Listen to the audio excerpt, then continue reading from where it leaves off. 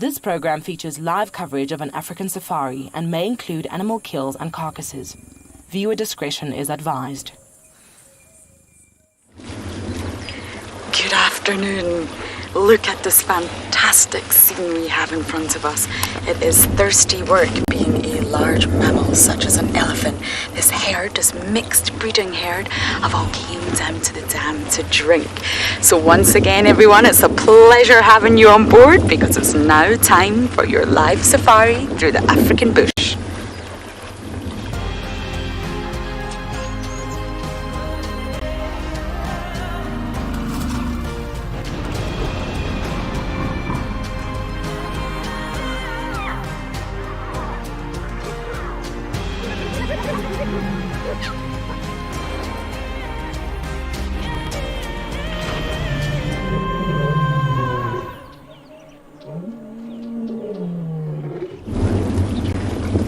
Everyone is drinking.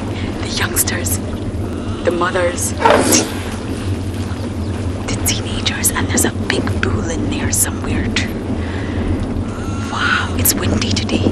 It's very windy, but it's hot, and that is, of course, why the elephants have came down to Treehouse Dam to drink. My name is Lauren. I do have Theo on camera, and we're coming to you live from Djuma Game Reserve here. It's 25 degrees Celsius today, which is extremely hot for winter. And I would love to just be diving into that dam with them.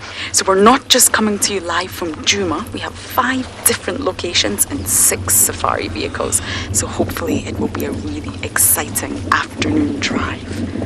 But it's going to be even more exciting if you talk to us. Send in your comments and your questions using the hashtag WildEarth on Twitter, or you can use @FC on the YouTube chat and Twitch. Kids, if you're watching, please send in your questions also. You can email us at kidsquestions@wildearth.tv. Now I'm just going to go silent for a moment so you can hear the wonderful sounds of the elephants drinking.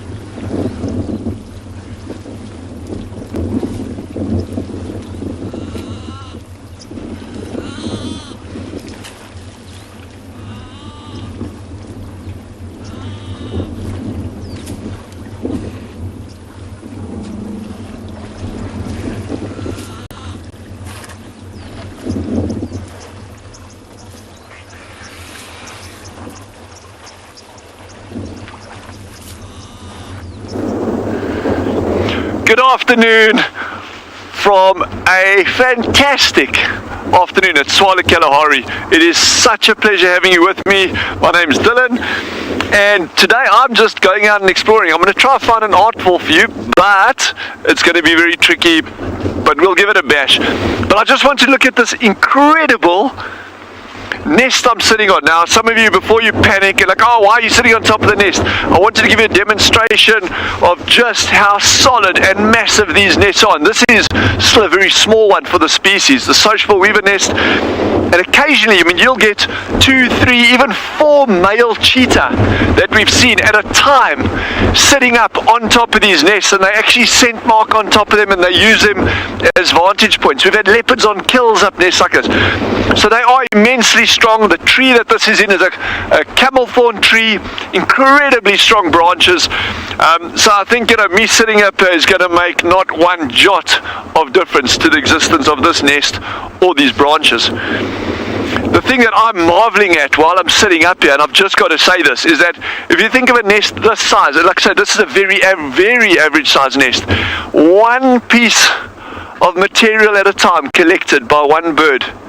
They fly out, come back, within a radius of about 700 meters is where they're collecting the nesting material from. And when I look at a nest that I'm sitting on here, and I just think of the staggering amount of energy that's gone into making a nest like this.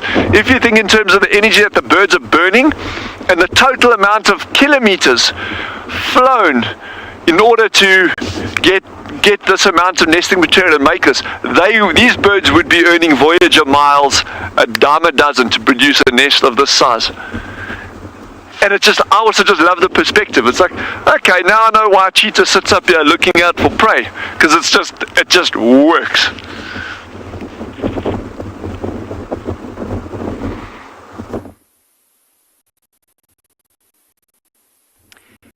Good afternoon to all our viewers and welcome to And Beyond Ngala, where we have some lions this afternoon. And they are sleeping right out in the riverbed in the sun. You can see some of them, their legs up in the air, like that little white one over there. She looks fast asleep. There's a cool breeze blowing and maybe they're just trying to cool down. I am Yapi, and behind the camera, like always, we have Owen. And we're Birmingham Pride this afternoon. And they are taking a good rest for now. They've been here all day. You can see over there we have some of them in the shade, a small little pocket huddled together. And then on the opposite side, the ones that we just saw sleeping out in the sun. It looks like some of the larger lionesses. You can see one's got a head up. If you look at the tail flicking, the ears are constantly flicking.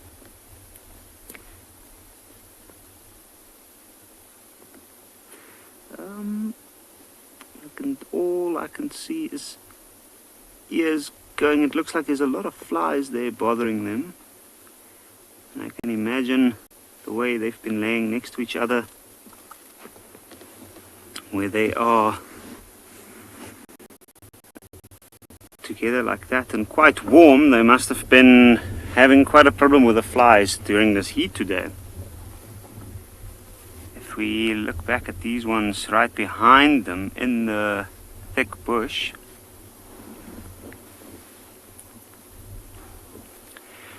Courtney, that's a very good question. To answer your question specifically with regards to size, I don't know an exact size or number, and that would also be determined by the size of the lion or the individual lion. Some lions are naturally larger than others. There is a young male, for instance, that moves with this pride that's not here at the moment, who's got massive feet, and we can clearly distinguish his from all of the others. But to give you a rough size reference, more or less the size of a man's fist. If it is clenched, it's more or less the size of the track at least. So once those lions extend their claws when they're about to grasp something, then it might be even as large as a man opening his hand. However, exact numbers, that would be changing from one lion to the next.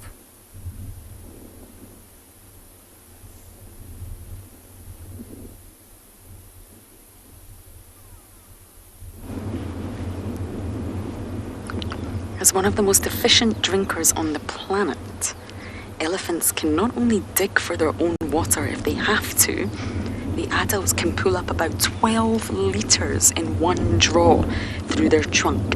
It acts like a ginormous straw, a non-plastic straw, and they pull up about 12 litres in one go, and then they pour it into their mouth.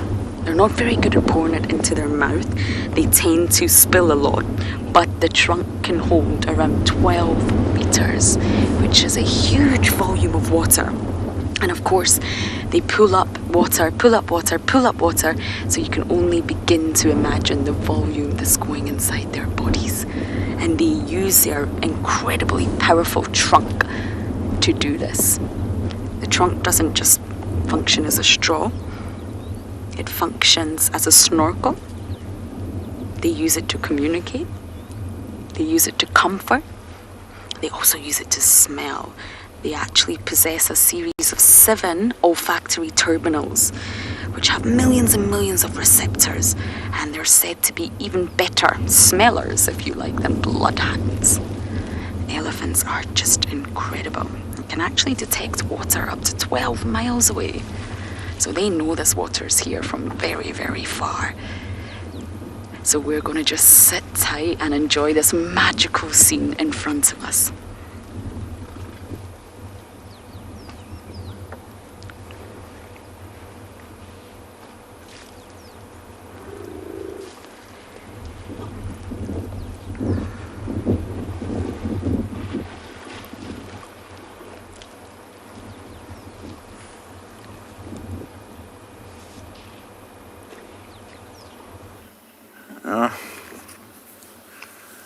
Hello everybody, lovely to see you. As of course we're about to go live, there's a vehicle coming past us, belching diesel into our faces. Trying to get him to go past before we go back to TV. What we're looking at is a Steenbok, of course.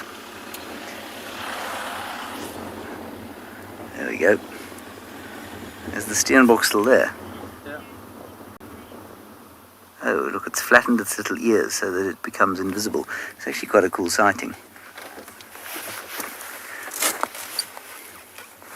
And we have 2 minutes for the Steenbok to play ball with us before we go back to TV. I hope you're all having a lovely afternoon. I know that it's not afternoon wherever you happen to be in the world, unless you happen to find yourselves on the same latitude as we are, which I know very few of you are. So, for those of you in the States, I hope it's a good morning, and those of you in Australia, I hope it's a good evening. Right, so what I think we'll do is start with this picture of apparently nothing, and then, ta-da! So shall be revealed the Steenbok. And the audience on television will be so amazed to the point of gasping. Right, let's zoom out, Craig, all the way. Yeah, look at that, eh?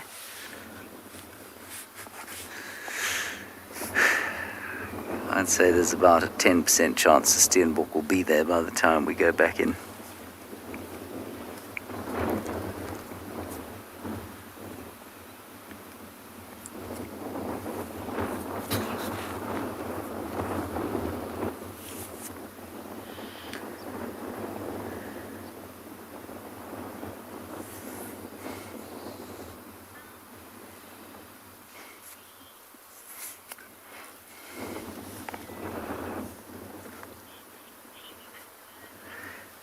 Now, we have got something very special over here. There is an animal in this picture, believe it or not, and I'm pretty sure you can't see it. I can only just see it, and the only reason I can see it is because I saw it lie down. There, in the shade there, is a Steenbok. Now, a Steenbok is normally relatively easily seen by its ears, which it sticks out, but this Steenbok thinks that it may have been spotted.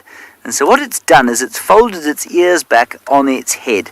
And we'll have a quick look at it with a super zoom now. My name is James Hendry. Hello, I hope you're all having a wonderful day. On camera today is the fastest thumb in the West, Craig. Wonderful. Let's go back to our Steenbok. And we'll super zoom in on it. Did you all see it there? It is a little Steenbok ewe, or female. And there you can see the Steenbok. So, the point of this sighting is not to show you an unbelievable Steenbok sighting, but just to show you how brilliant they are at hiding themselves. So they're called a Steenbok, of course, because they are supposed to sit like a stone when they think they've been spotted, and that is exactly what this one is doing. Taylor, you want to know how hot it is here? I'm told it's around 25 degrees Celsius or so, which is not too bad. There is a driving wind coming out of the northwest, which is, well, relatively unpleasant. It feels a little bit like being in Cape Town. And that may indicate that there is some weather coming in, but August is normally a bit of a windy month in this part of the world. So it's not very surprising that there's a bit of a wind blowing. For this area, this is quite windy.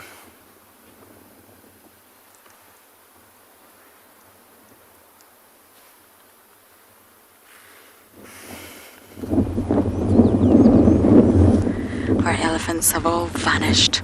They also don't like the wind. I don't like the wind, but they've vanished into the thicket. We are going to try and catch up with them. We have a monitor lizard down here that we want to say hello to. Trusty old water monitor lizard that's always hanging around bodies of water. This is a nice view we have. Look how long its tail is. I think it's pretty much the same length as the body. And they use this for many different reasons. They can use it as a powerful rudder. They can also use it to store fat, just like crocodiles. Energy sources for when winter gets too harsh and too cold. They can use the fat that's stored in that really powerful tail. They can also smack you around the face with it if you're a predator and you try to eat this lizard. They can give you a... Oh, here's more elephants. I wonder if they're stragglers or if they're with that herd or if they're just on their own. Hello, I think we've got more elephants coming to drink.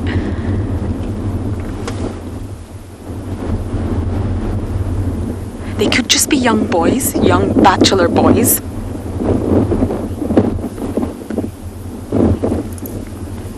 If they're young boys, then they could just be on their own. They see us.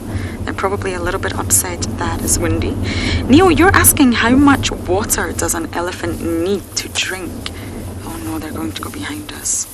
Don't go behind us. Every day. Now, it does depend. It really depends on their age and their sex, if they're male or female, and how young they are. But they are said to consume a lot of water in the day, especially in summer. It will differ between summer and winter. Their diet changes as well. So in summer, there's a lot of water around, and also there's moisture in the food that they eat. The grass will contain moisture, and that sort of adds to their requirements. So around 160 litres per day for the big bulls. And that's the biggest. It will differ for the much smaller females and the young calves. So they're walking behind the car right now. I think they're coming to drink at the other side. So just bear with us. They're coming. I think these are two young bulls. They've maybe been ousted from the herd already. Or they're just being lazy and straggling behind. Here we go. So 160 litres of water per day is a lot. And big bulls can also consume 450 kilograms of organic matter per day. That's incredible amounts. They're not good at digesting it, but they can still consume it. Here we go.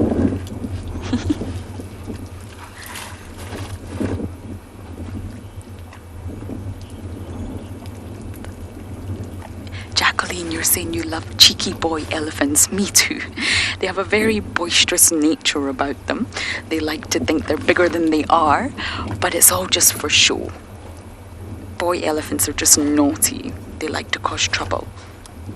And the older bulls are normally very gentlemen.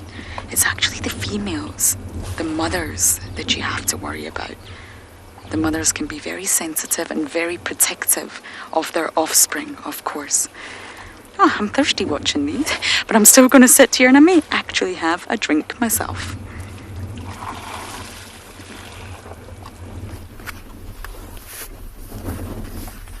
Good afternoon, everybody, and welcome to and Beyond Phinda Private Game Reserve. My name is Jared, and we've got Marcel behind the camera with you. And what a great way to start the afternoon here at Phinda, with Mountain Pride doing what lions love to do on Phinda, climb trees. So we've had one of the females up and down in the tree. I see the older females just climbed out of the tree while I turned my back. And so we've got one adult female in the tree and one cub in the tree who seems like it's about to climb down. Oh, one of the mother's going to climb down. Oh, she's she's busy pawing at the club. Like, get down, get out of here. You're going to hurt yourself. Get out of the tree. And then you've got the other 4 cubs down at the bottom. And what I found absolutely interesting is that it's always the one cub, one of the females, that keeps climbing into the trees. And the other 4 seem to be a little bit more reluctant to climb into the trees. That is so awesome. This morning we had them in the tree when they ran off to steal the kill from the impala. Now the warthog, and now they've come back again. So the cubs were born just before lockdown, and so that's over 120 days now that we've pretty much been in lockdown in South Africa, a bit longer than that. So these cubs are probably about 4 or 5 months old now.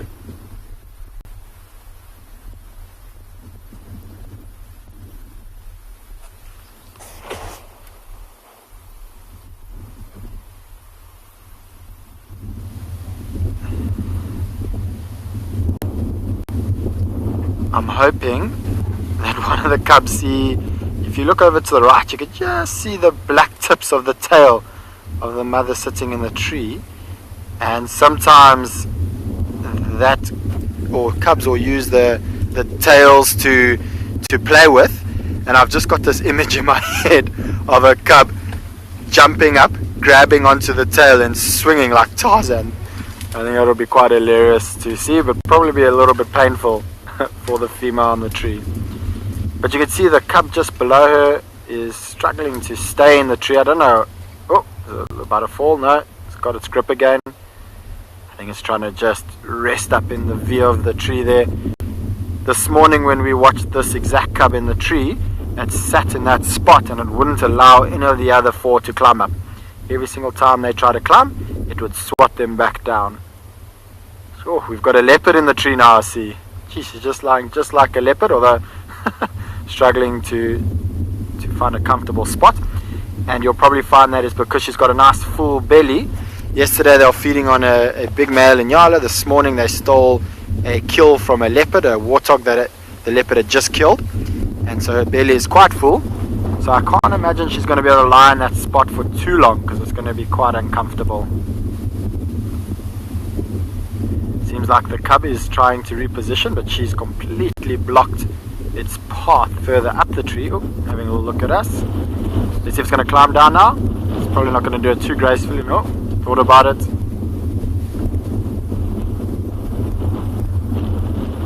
And you'll see the cub at the bottom right is watching the tails. I wonder if it's going to grab them.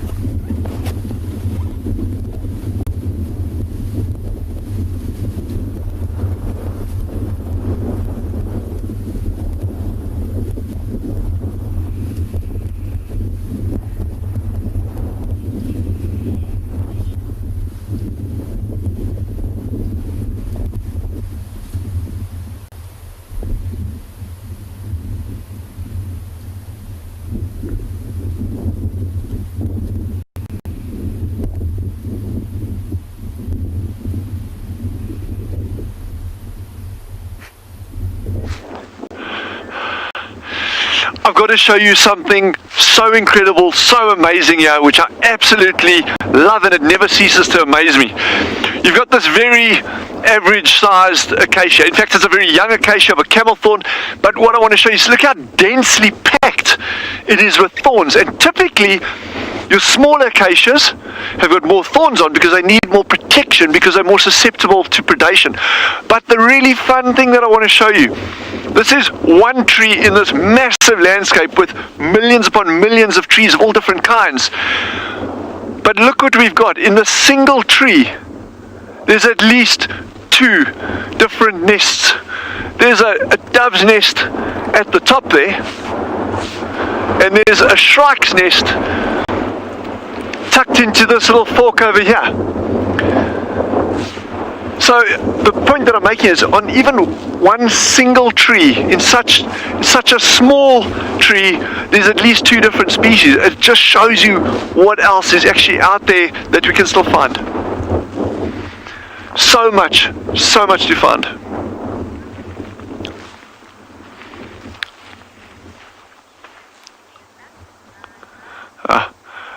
Yeah, so it just amazes me. It never ceases to amaze me, actually, of just how complex these systems are.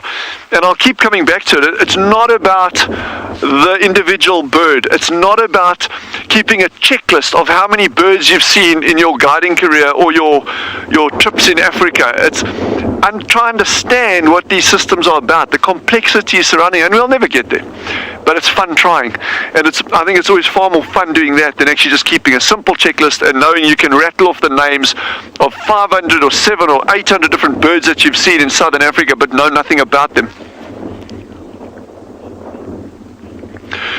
Oh, Caitlin's asked a wonderful question there. So the question that Caitlin's asked is, what is the main kind of leaves that they're using to make these nests? It is massively varied. That big nest that I was sitting on earlier, there was actually very spiky things that I was sitting on over there.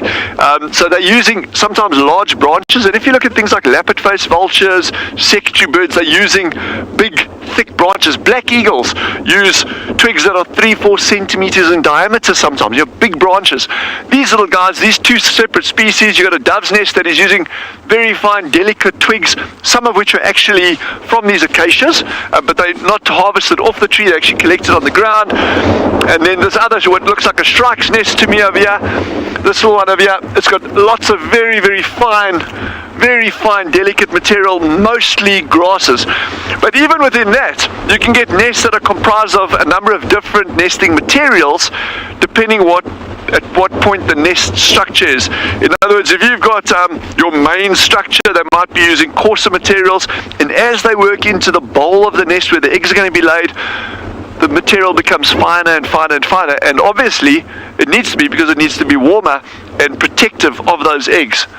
But I just love this, the fact that you got this tiny little tree over here, and just within it there's two nests. These nests are not active, they are not from this season, they're probably from the previous season, but it just goes to show you can go past any tree or bush here and you will find something interesting in it.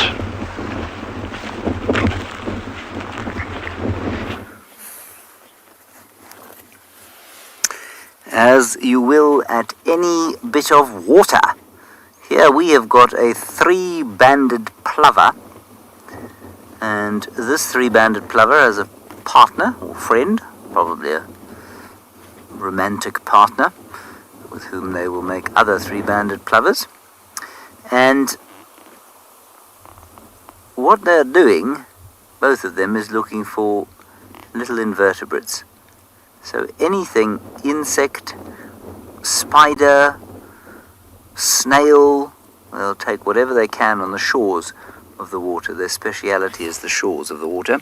If you look very closely, they've got really pretty eyes. Yellow and orange. Now, the other thing that I often see at this particular pan is the blue waxbill, and I can hear them calling. Pss, pss, pss, pss, pss, pss, pss, pss, pss, pss. And also one of my favourites, the green-winged Pytilia. I was hoping one of them would come down here and have a drink, but so far I have been disappointed. I've just heard them in the bushes. You can unfortunately not hear a lot of bird calls right now because of the driving northwest wind.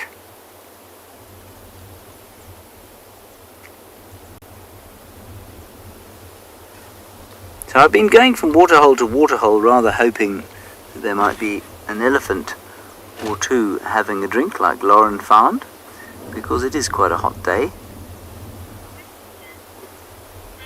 So far, just birds.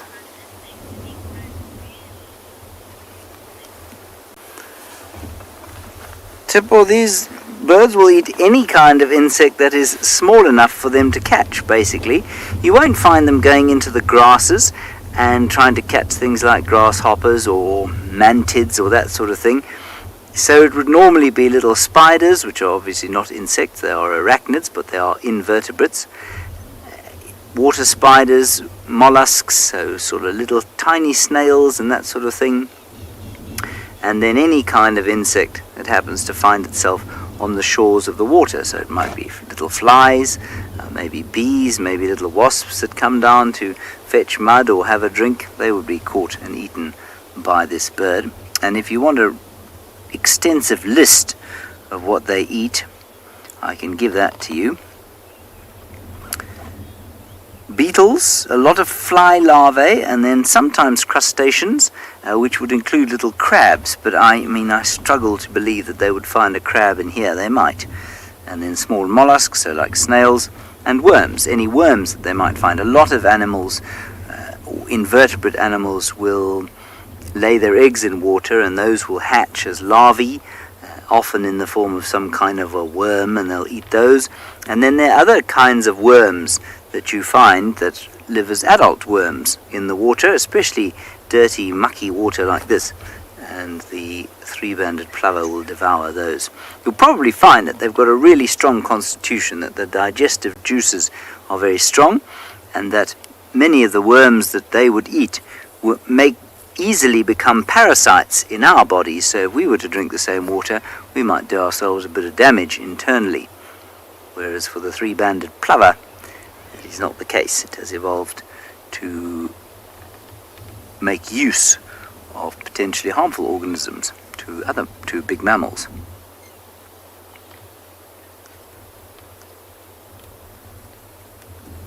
Now from here, I'm going to head off in a westerly direction because I did hear one or two impala going which made me think maybe they'd seen a predator, but it might just have been two rams having a bit of a fight with each other. I'm not sure. But I don't think our blue waxbills and our green-winged pitilias are going to come down here just now.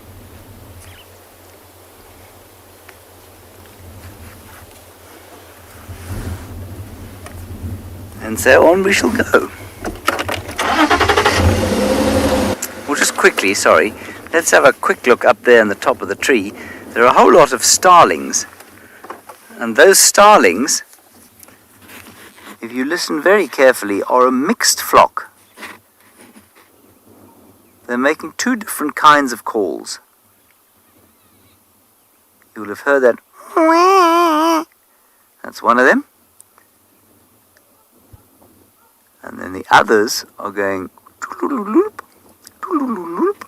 So we've got a greater blue-eared glossy starling there, and also the Cape glossy starling.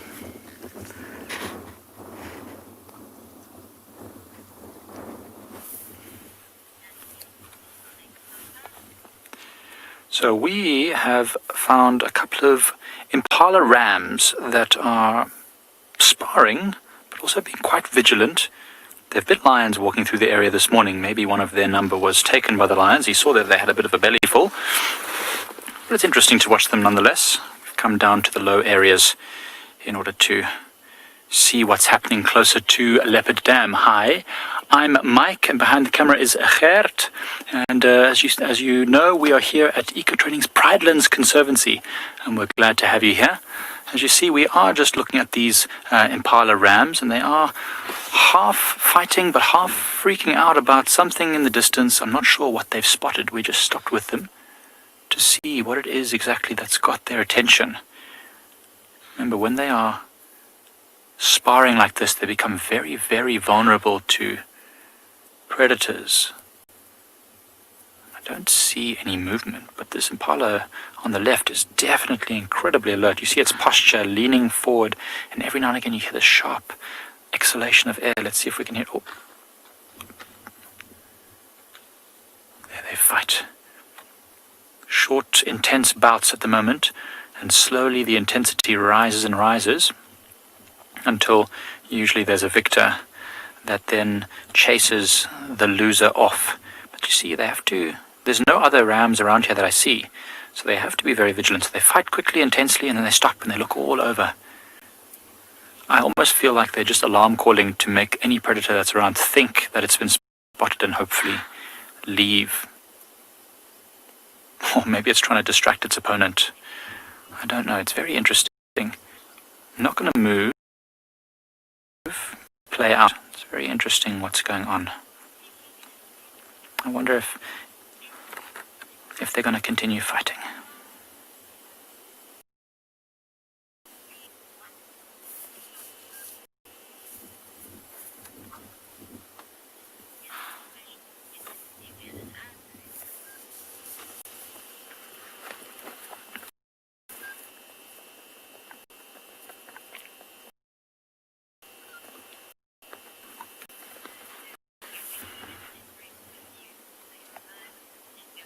Wonderful, wonderful. We're back from going into an ad break, and we're just going to move forward a little bit to get a little closer to these impalas, just to see if we can get around. There's a bit of a termite mound in front of us, and I just want to be able to see what's beyond the termite mound. I don't think there's anything there. If there was a predator, they wouldn't continue the sparring match that they're having.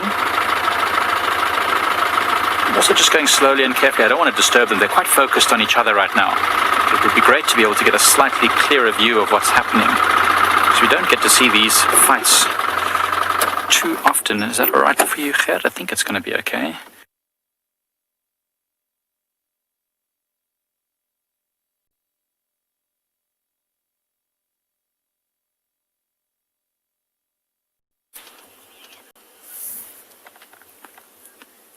Alright, looks like the two impala rams are going their separate ways.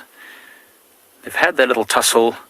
Someone has been decided as the winner, and it needs to go no further. Well, I guess that was short and sweet, right? Everything in the bush is about who's stronger, and also about avoiding getting injured. So, of course, they're not going to fight to the death just for the sake of it. They've established who's stronger, who's the winner. You'll see Nyala and Kudu also, they stand next to each other and they do this thing called a lateral display, where they erect all their hair and stuff to make sure that they are as big as possible to intimidate the opponent into not fighting them at all, which is probably people do it. I guess that's why a lot of people maybe go to the gym. Bigger and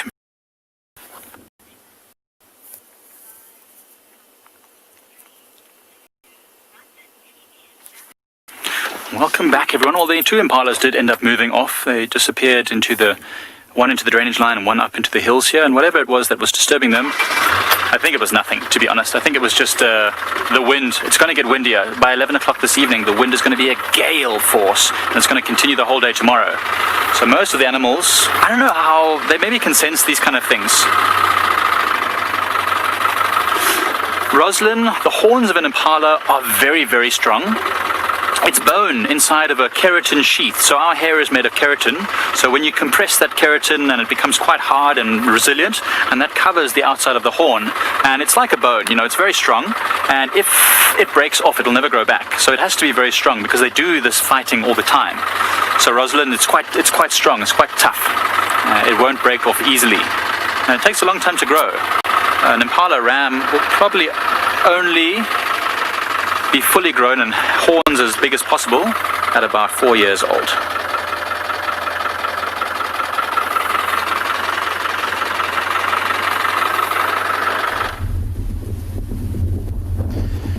So unfortunately these youngsters have climbed out of the tree. We still only had the one cub up in the tree, and for about 20 minutes we had the 4 others sitting right at the base, kind of hoping and wishing they could be brave enough to climb up.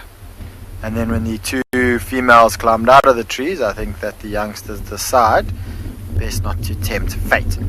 So now they've lain off to the side, but I'm just going to ask Marcel to quickly zoom out a little bit, just so you can see one of the reasons probably why they climbed this tree, or at least why, if I was them, I'd climb this tree. I mean, have a look at this incredible view. So you're busy looking at the southeastern parts of Ambionpinda Private Game Reserve, and then right off into the distance you can see the sand dunes, which is the sand dunes just before the ocean. So these 2 lionesses, while enjoying such a beautiful view, probably climbed into this tree for quite a few reasons. One, they would have cooled down with this wind. It's the easiest way to get to the wind. The higher you go, the less obstructions there are. And 2, just to be able to keep a lookout in the area to see if there's any other prey or predators. This morning climbing the tree helped them. They climbed the tree, they managed to steal a kill away from a leopard, and then they finished feeding on that warthog, and they came straight back to the tree again. But lions don't tend to, or at least South African lions don't tend to sleep in trees for too long. Up in East Africa there are some prides there that will sleep in trees for the entire day, where our lions tend to just climb into the tree for a couple of minutes and then climb out and rather rest on the ground. I think it's more comfortable for them to rest up on the ground, and now they have completely passed out.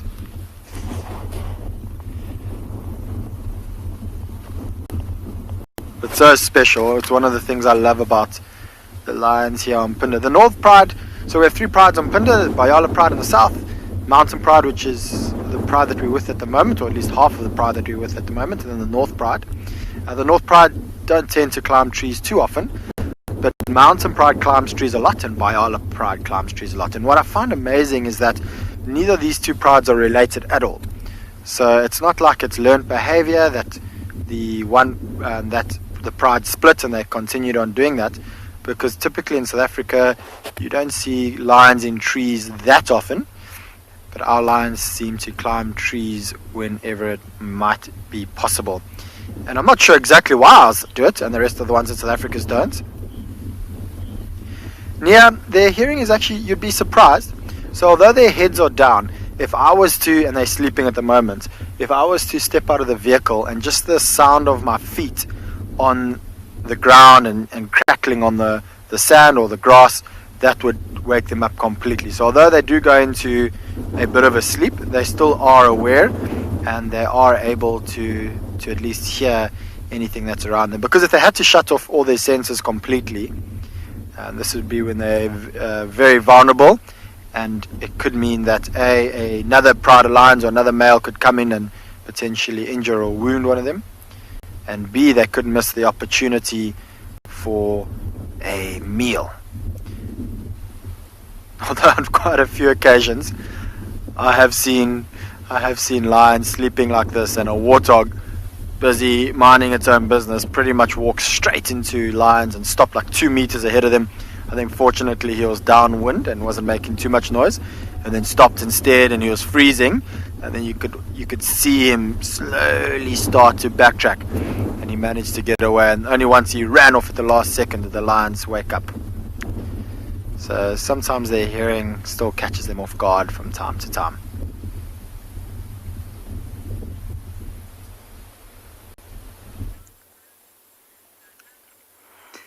We have got a little herd of impalas here that are being particularly difficult. They don't wish to be seen.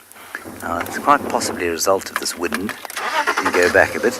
They're all standing beautifully out in the clearing there, and then, of course, as soon as we pointed the camera at them, they all ran away. And that's because they understand that they're being observed, and they see us as a predator. I'm not sure that they see the vehicle necessarily as a predator. How's that, Craig? Sort of award-winning shot there.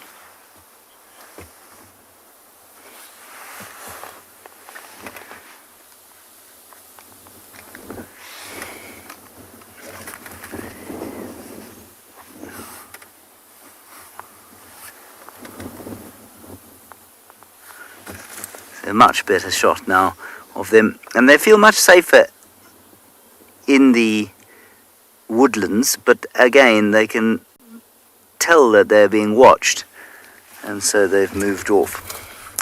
I seem to have lost my communications, I'm afraid. Yes, anyway, let's continue, see what else we can find over here.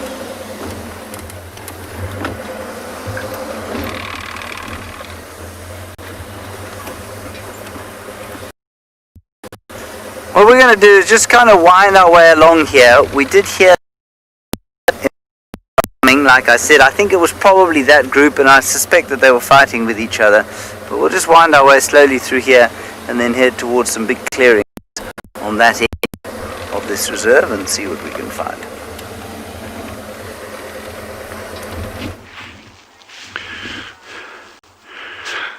So who have we got here? It's a gemsbok. South African viewers, gemsbok.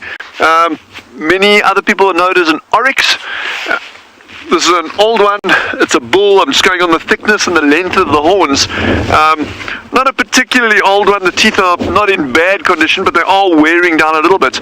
But what I wanted to show you on this is something that many people don't realize about the horns or may not have seen before. And I'm going to bring it closer. You can have a good look.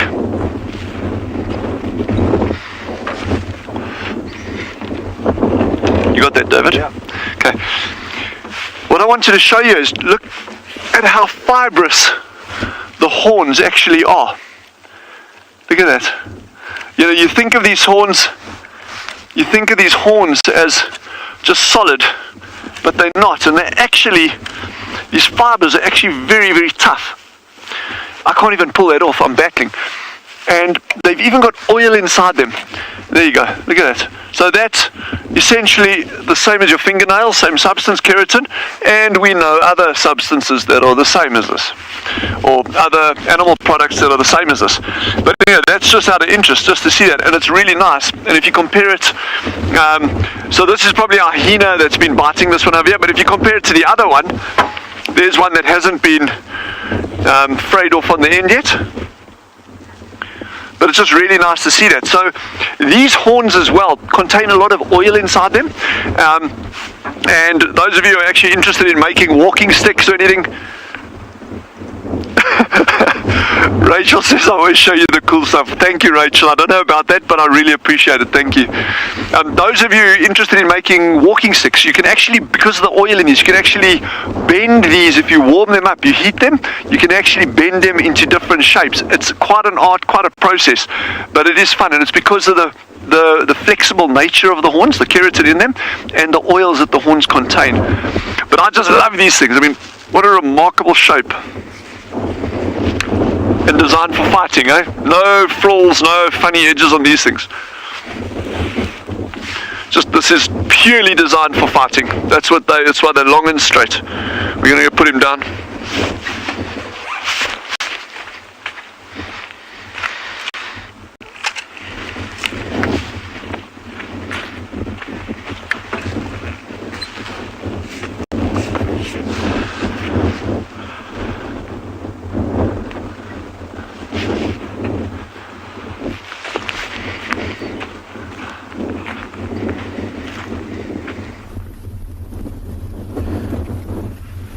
So we got us a pair, or more than a pair, of black cats at the moment. So these lions are doing well to keep their head out of the wind at the moment, because if they do lift their heads up, one of the problems that they're going to have is the strong wind into their ears, which is going to make it a little bit more tricky for them. And you will notice that the cubs, you might have just seen the cub pop its head up from time to time. They tend to be a little bit more nervous in this wind. They're not as used to all the sounds as what the adults are, and they're still learning which sounds are sounds that they need to worry about. Now, for those of you that watched this morning, you would have seen that there was a male lion busy trailing them, and who has done a very good job at keeping their distance. And the cub is looking in that direction at the moment, keeps popping his head up, looking that way. So I don't know if he or she, you can't tell from here, if he's expecting the male to come through. But we were all sitting here waiting and hoping that while these lionesses were in the tree, that the male would climb up. Something I've actually never seen on Phinda is a fully grown male lion up in the tree. I've only seen sub-adults, females and juveniles. So that would be a treat. Maybe a little bit later he'll come up and climb into the tree. That being said, I have seen males on Phinda climb into trees to steal leopard carcasses. In fact, yesterday morning that happened. So 2 days in a row we've had lions stealing kills from leopards. This morning a warthog from on the ground, and then yesterday I was out and we managed to see a male climb up a tree and steal an impala away.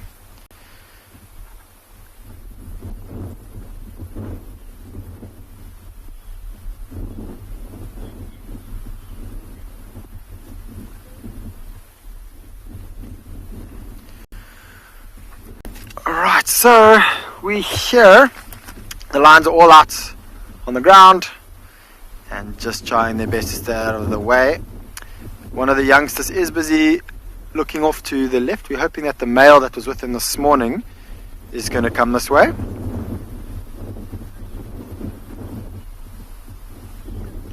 Michelle, I guess it depends on the age of the lion. So youngsters like this can't go too long. These youngsters are around the age when they sort of weaned now, so at about 4 or 5 months is typically when cubs won't be weaned. So if they were to lose their mother now, within a week or so they would be to the point where they would be so weak that they probably wouldn't be able to survive too much longer than a week and a half.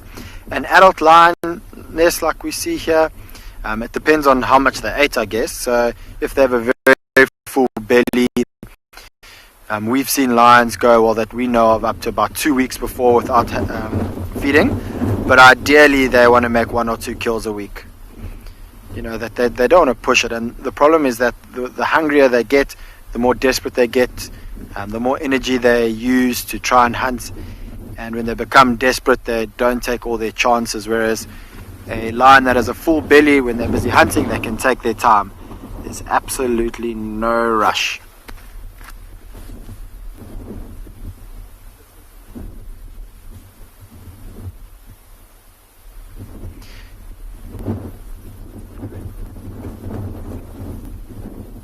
So I think what I want to do is I'm going to stick around here for a little bit. I want to see if these lions climb back up into the tree. And if it looks like they're just going to lie here, we might head around, see if we can find that male leopard that was here this morning.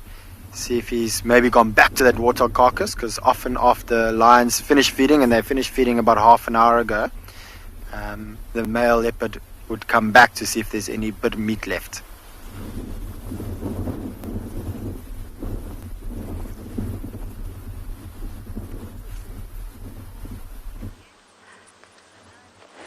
I may have lost the elephants. Yes, you can lose elephants, but I do have this. It came from the elephants, an elephant's bottom. And this is an old one, so it's nice and dry, thank goodness. And I just want to show you, because it really emphasizes that elephants are not good digesters. Only 40% of what they need is digested, and yet they spend about 75% of their day feeding. So I'm going to break it open for you all. Oh my goodness. I'm going to try and break it open for you all. This is there we go, and I love the smell. I love the smell of ellie dung. And what you can see here is basically just dried grass and dried vegetation.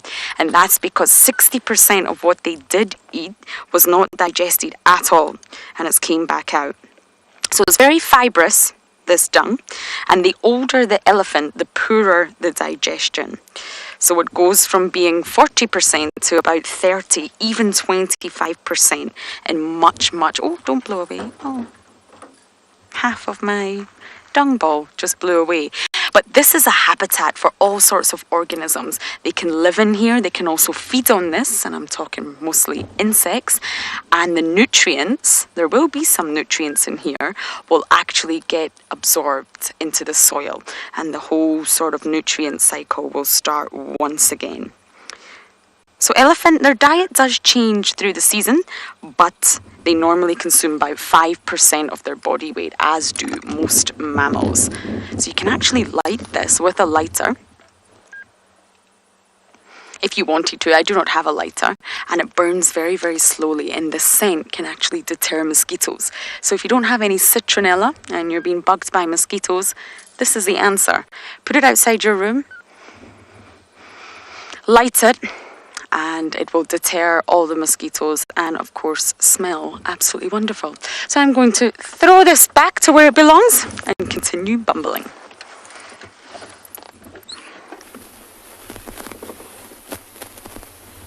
And we've left the lions while they were all sleeping in the shade or in the sun in the riverbed. And on the way, we went along the banks of the riverbed, and we came across this flock of guinea fowl. Helmeted guinea fowl, and by the looks of it, most of them standing straight in the shade, and they putting their heads down every now and again, pecking at the ground. It looks like a bare patch. Oh, it's very difficult to see exactly what they're eating there, but it might be ants. Often with bare patches like this, you have ants or harvested termites nearby. That guinea fowl are pretty interesting birds to look at, and they can be quite comical as well. And we do often see quite large groups, clearings on the banks of the riverbed. You can see a few of them breaking off on the far end, and the rest of them still standing in the shade. One or two's grooming, the rest are all foraging. Now, where they are, they've got a good view of their surroundings. Oh, something's just spooked them. See, they're all heads up looking in the same direction. There's some arrow-marked babblers calling off to the left. Maybe that's something that's drawn their attention.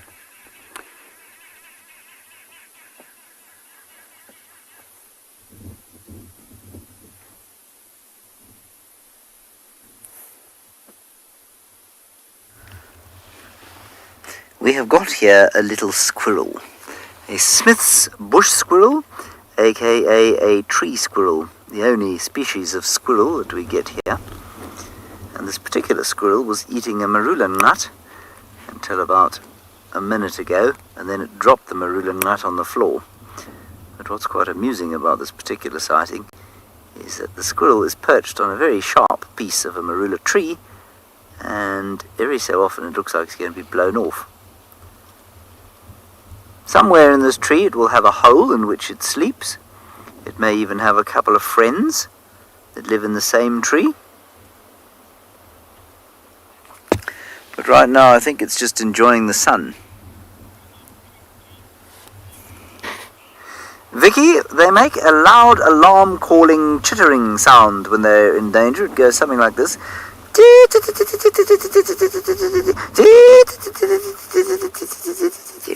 Isn't that a great representation? Let's go a little bit forward. Now, I think that they probably make alarm calls for different predators, and certainly some of the more experienced trackers I've worked with have been able to tell the difference between whether they're calling for a bird or for a leopard. I can't tell the difference. But often they'll alarm call and you'll think there must be a predator around, and then there isn't one. And then other times there is. So I think that this piece of tree here has got a hole in it, and that our squirrel pal has gone inside, perhaps to fetch another nut from the larder. Yes, you can see lots of potential squirrel homes in there. Let's quickly turn off that. There we are. I suspect probably in one of those holes. Nice and safe. I've always thought these look like very nice, safe places to live, until you think about them being the object of investigation for something like a snake. And the same thing goes for those sociable weavers' nests that you were looking at earlier with Dylan.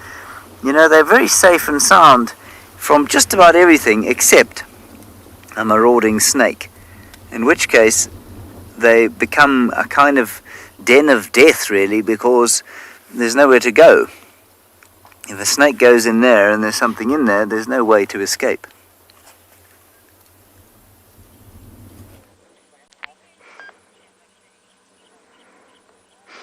We found a giraffe. Now, it's very sad. Something awful has happened to its left eye, I'm afraid. Oh, I don't think it's got an eye. Oh, dear, dear. I'm so sad to see that. I can't even begin to speculate what happened here. But this male is thriving and clearly feeding, browsing on the delicious vegetation that's slightly lower. So this drive is going to continue on. So if any of you want to jump on board, go online, search Wild Earth, and you will be able to continue on this drive. But thank you everyone for jumping on board. It's been a pleasure, and we shall see you tomorrow.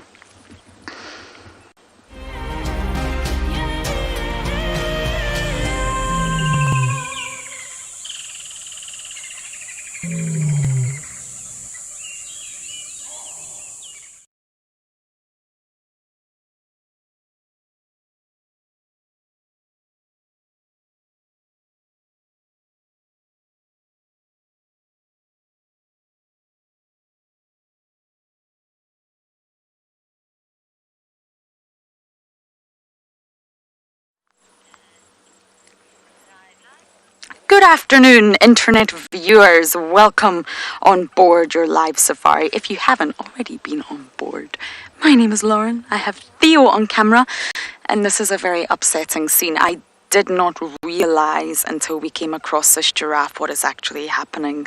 Something awful has happened to its left eye. I don't think the eye is there, I'm afraid, which is very, very sad. Now, it's a hot day here today. I'm sure you, well, can only imagine. But it's hot for winter. It's 25 degrees Celsius and 81 degrees Fahrenheit. Oh, so sad, poor giraffe. We may try to go round a little bit to get another view. This is very sad. But please do talk to us. That's what this show is all about. Use the hashtag Wild Earth on Twitter, or use @FC on Twitch or the YouTube chat stream. Send in your wonderful questions and your lovely comments on anything you would like to see across all 6 vehicles today.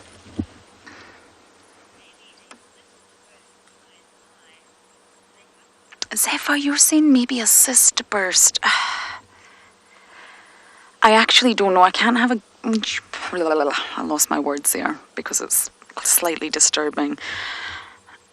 I haven't got the best of views where I am, but we may go around just to have a look and see what this boy looks like from the front. It's sad to see, I know, but hopefully his right eye... Oh dear, that does not look good.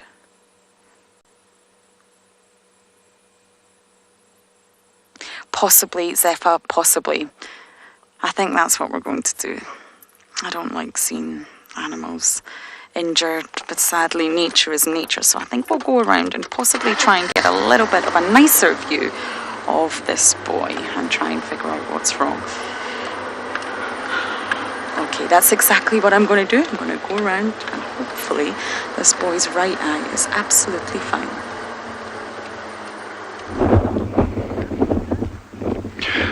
This has got to be the coolest, no wait, one of the many cool animals on Swallow, and I really wanted to show this. I just bumped him, well, I didn't touch him at all, I promise you, not with a car. Let me just get my words right.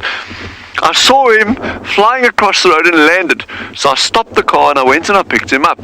I'm not harming him at all, I'm actually holding him very gently, and there's a good chance he'll actually just get out of my fingers if I even release him fractionally.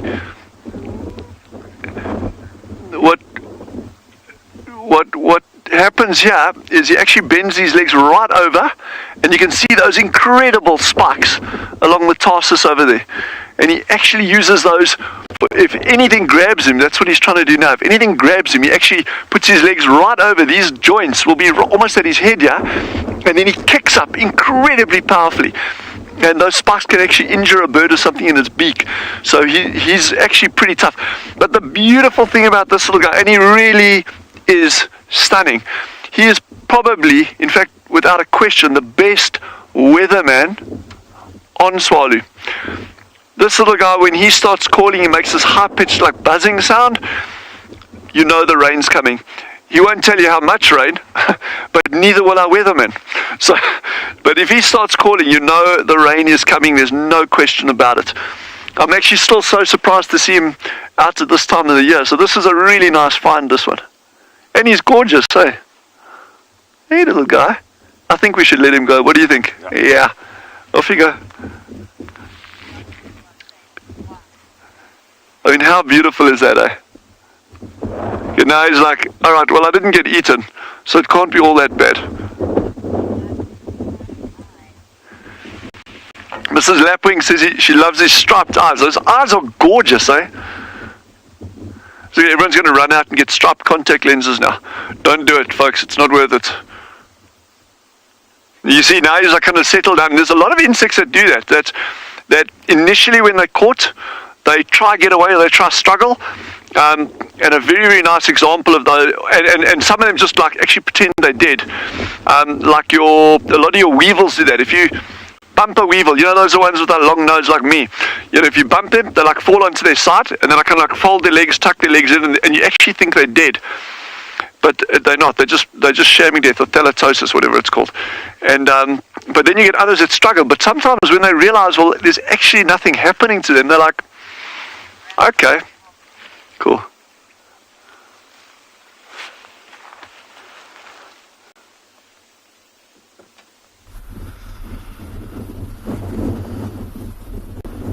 So you'll notice while we were discussing earlier about the wind and how they'll try their best to avoid the wind at the moment, you'll notice while they're all busy sleeping, have a look that the female on the right, she's dropped her ears down as much as she can without having to pin them back completely, because then she would struggle to hear.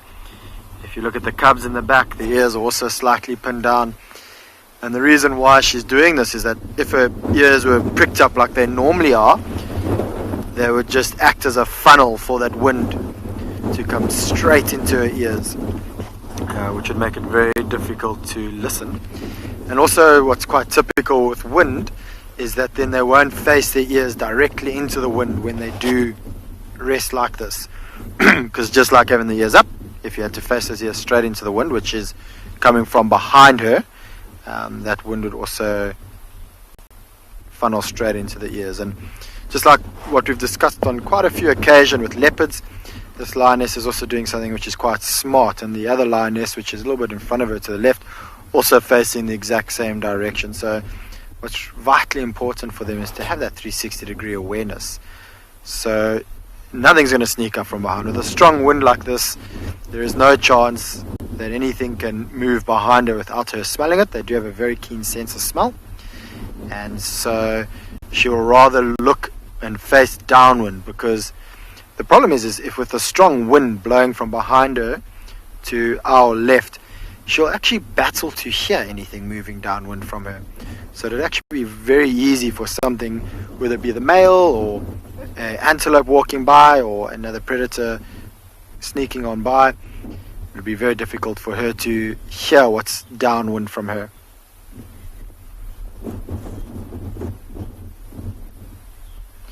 Karishma, so in my experience, I mean, lions will pretty much eat whatever they can. And I've even seen lions feed on carcasses which are almost a week old. But what is quite interesting is, and something we've noticed, at least here on Phinda with our lions, is that we have a very healthy population of bush pig. And on quite a few occasions, I've seen it once myself, and then one or two other guides have seen it as well, where they've seen lions actually killing a bush pig, feeding on it only a little bit, and then continuing on. So I'm not sure what it is about the meat of the bush pig, or why the lions in all those occasions didn't eat the entire bush pig. With leopards, I've seen it very similar with aardvark on two occasions, and I don't know if this because the skin of the aardvark and the meat of the aardvark is quite tough, but on both times I've seen leopards eating aardvark. It took them about 4 or 5 days to finish a carcass which they would easily have finished in a day or two had it been an impala or a warthog. But I don't think they're going to be too particular. Also, what you'll often find is that predators don't always tend to eat each other. That being said, lions will feed on another predator. But often you'll see a lion, if they fight with a leopard or they fight with a hyena and they kill them, they might only feed on some of the carcass and then leave the remains. Unfortunately, I had a sad experience once where we watched lions killing a wild dog, and they didn't feed on it at all. So I think often with predators, it's really killing them because it's eliminating the competition. And sometimes I like to think, or I don't like to think, but sometimes I think that maybe they leave the carcass behind as a signal to all the other predators, like, listen, I'm around, I'm the boss, and just know that if I come across you, I'm going to kill you. So yeah, I'm not sure exactly why they don't eat the entire carcass of a predator. But then on the other end of the scale, I've seen a leopard that was very, very skinny, and he managed to kill a female leopard, and he ate almost the entire carcass. So I guess sometimes they can afford to be picky, but for most parts I think they will eat whatever they can. Wild Earth relies on support from viewers like you to carry on broadcasting our daily live shows. A small donation goes a long way in helping us on our mission to connect the world with nature. Please visit our support page to see how you can help and become part of the Wild Earth family. Yes, very few animals can afford to be picky about what they eat, and I think that's probably best illustrated by so many of the carnivorous birds, which basically will eat anything that is smaller than them. I'm thinking of kukels and bush shrikes, normal shrikes, anything that can, anything they can catch, they will eat. I suppose human beings have always been relatively picky. Even hunter-gatherers of old apparently used to have to forage for about 4 hours of the day, and the rest of the time they could spend sort of socializing or sitting or reading Shakespeare or that sort of thing. Obviously they didn't read a lot of Shakespeare back then, so they could be relatively picky about what they ate. Now, someone was trying to get hold of me on the radio to tell me they've seen something here at Simbambili, which is where we are, the reserve west of us. Unfortunately, that radio is not reaching my radio, and so kind of guessing as to where they are and hoping that there's something of enormous import going on here. There might not be, but there might be. Please remember to talk to us over the next 2 hours or so. You can do that using the hashtag WildEarth on the tweet. Alternatively, you can use the chat stream on YouTube or even on Twitch. I've never been on Twitch myself. You can also use the email address kidsquestions@wildearth.tv if you are a youngster and you wish to send us an email.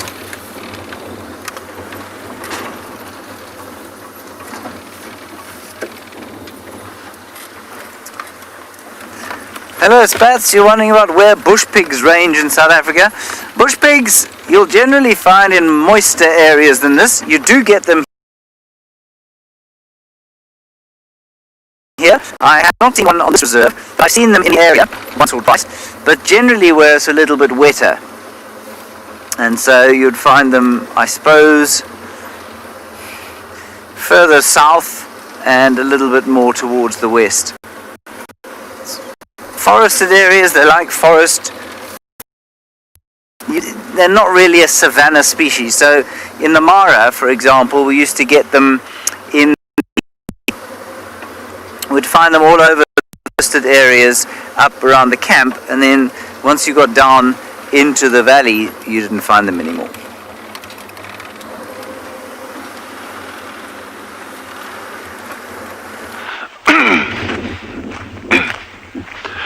I am so excited. I am over the moon. I can't wait for what is about to happen out here in the Kalahari. What we're looking at here, I know there's a bit of movement. It is a very, very windy afternoon. But what we're seeing here are the flower buds starting to form on the shepherd's trees. This is so important, and it is fantastic news to see these coming out now. I know we've touched briefly on the acacias that are just starting to push out little buds, but when I see this I get so excited, because what this means, and seeing so many flowers, is I think we could have a bumper crop of fruit on these shepherd's trees this year. This is fantastic news for any birds and any animals that are fruit eaters out in this environment, and we have lots of those. Even things like jackal and even leopards, believe it or not, will actually go for fruit if they need to.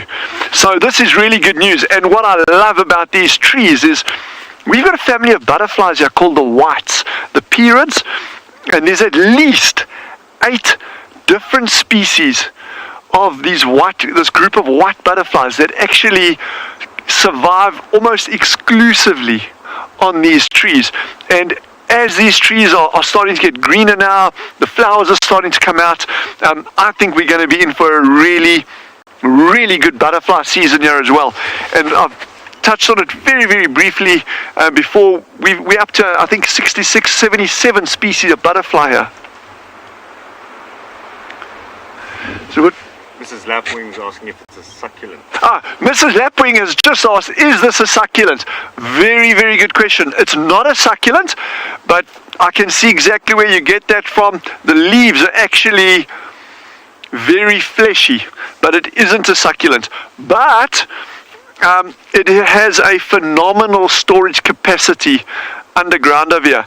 And there are actually some people that have said, and it's a very tenuous claim, I guess, that the roots of these shepherd's trees are amongst the deepest roots in the world. So I don't know, how accurate that data is, but nonetheless, these trees are remarkable. They're an incredibly important part of these environments for a whole host of different species. They are also evergreen, so even in the driest times, they provide exceptionally good forage for a lot of your browsing species. But this is going to be amazing. I'm so excited when this comes out, because then you're going to see all these cool little animals surrounding these bushes. And when I'm saying little animals, I'm talking about little, like lacewings, antlions, fruit flies even.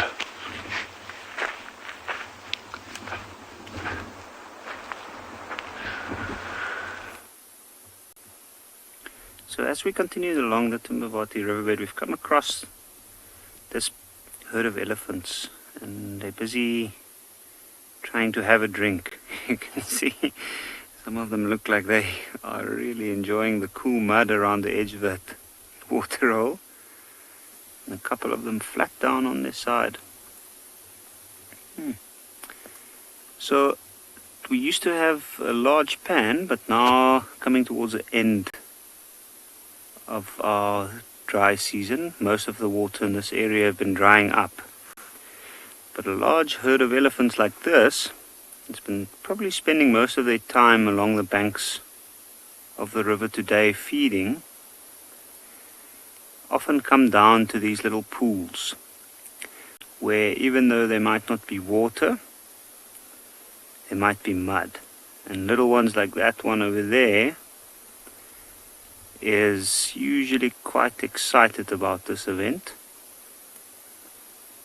So have a look. It looks like it might be struggling to get up that steep hill there. The mother's nearby just in case she needs to give a helping hand or a helping trunk. See, it almost looks like she wants to nudge it up, struggling a bit herself. Look at the one at the back with her head straight up against the backside. And the others waiting in line. You can see some bushes rustling a little bit further up the bank. Might be one trying to drag it up by holding on to the bush. And there they go again. Now another young one, and the rest follow.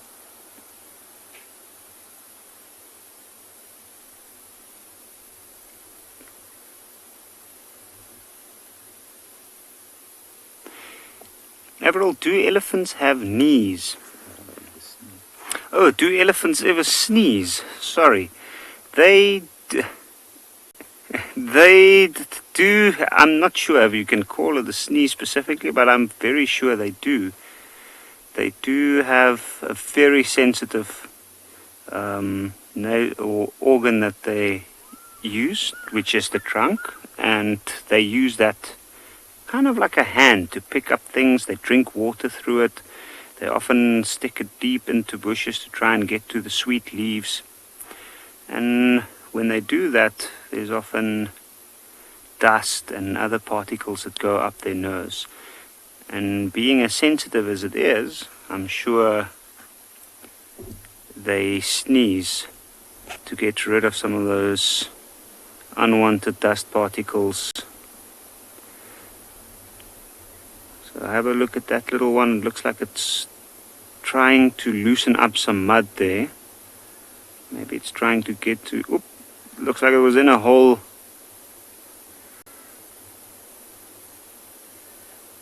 These little ones specifically, they're usually the ones that struggle a little bit harder. When the large elephants don't find water at a pan like this, they might dig around it.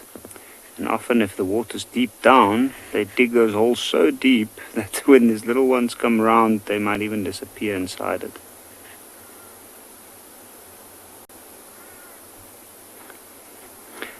Laura, how do elephants know where to dig?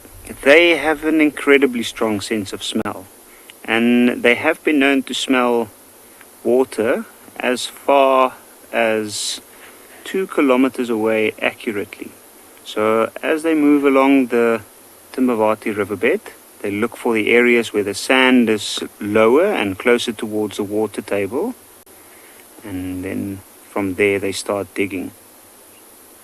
Now with this particular area, this used to be a seasonal pan or a seasonal watering hole, and there was some water that dammed up there. You can see there's a large rock face off to the back of that elephant there, and that rock face extends down in underneath the sand, so that helps to hold the water for a little bit longer. And when water in this area gets scarcer, and the elephants go near areas like that, which they would know. They know this area very well. The matriarch of this group, or the lead female elephant, she would go straight to those areas and take the rest of the herd there as well. And when they get there and there's no water, then they'll sniff around. So I can see still one more trying to get to some water there. But the rest of the herd looks like they might be going back up to the bank to go and feed.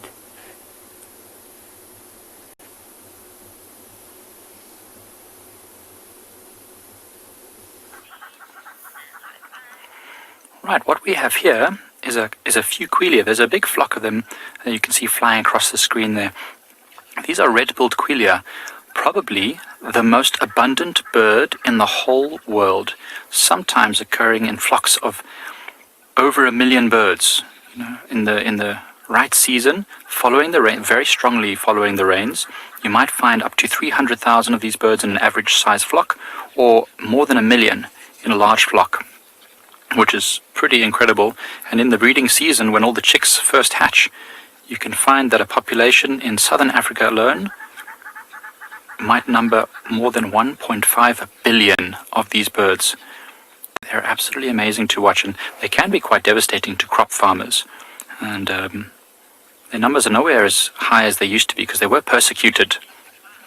They were persecuted by farmers because of the fact that they could decimate whole crops. But isn't this amazing?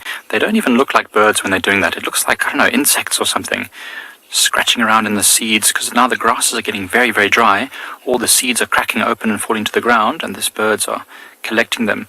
Of course, this big flocks like this, it's more like safety in numbers, because they're tiny birds, very, very small, only weighing a few grams. And so, without many of them together, they would easily be picked off by predators. Isn't that awesome? It's not often that you get to see them up so close and in such a big group. Of course, in the grand scheme of things, this is not a very big group, but it's one of the bigger groups that I've seen here on Pride Lands. Gert and I were commenting on how the numbers seem to be growing. Leave it wild. What predates on them? Mostly birds of prey, to be honest. Oh, look at that group flying off. See how they all fly together? Birds of a feather flock together, or so the saying goes.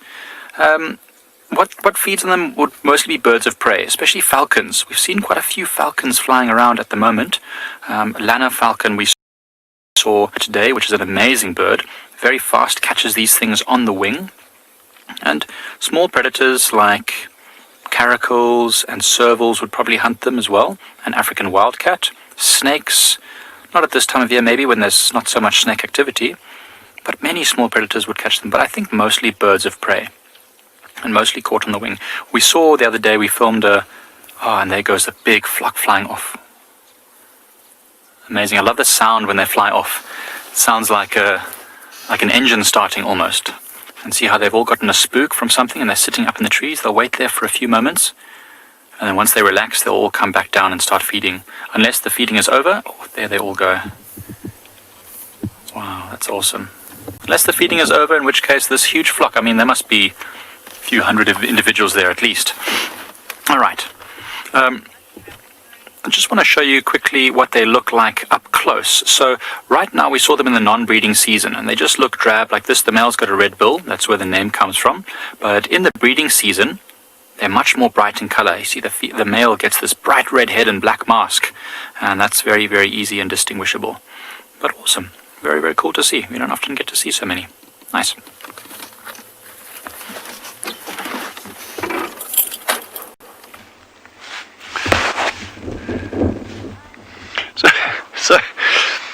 So yeah, we have a rock. It's a bog standard stone. There's nothing funny about it, apart from being so cool because it's 1.6 billion years old. But apart from that, you got this like shiny greyish coloured patch on top. And I'm going to ask you a question. You can give me an answer very quickly. Okay. It smells like a rat. What do you think it could be? Any ideas? It smells like a rat. I'm not going to give you the answer, but what I will show you here, if anyone says, is it a rat, please leave the room immediately and go sit with you facing the wall. Okay, so we've got these other marks around here, quite large ones. David, you can see that there. I'll just trace the outline there, and little pads in the front. Ian says, a mole, not a mole, not a mole, not a mole. But I'm going to trace this next one as well. A vole? No, not a vole.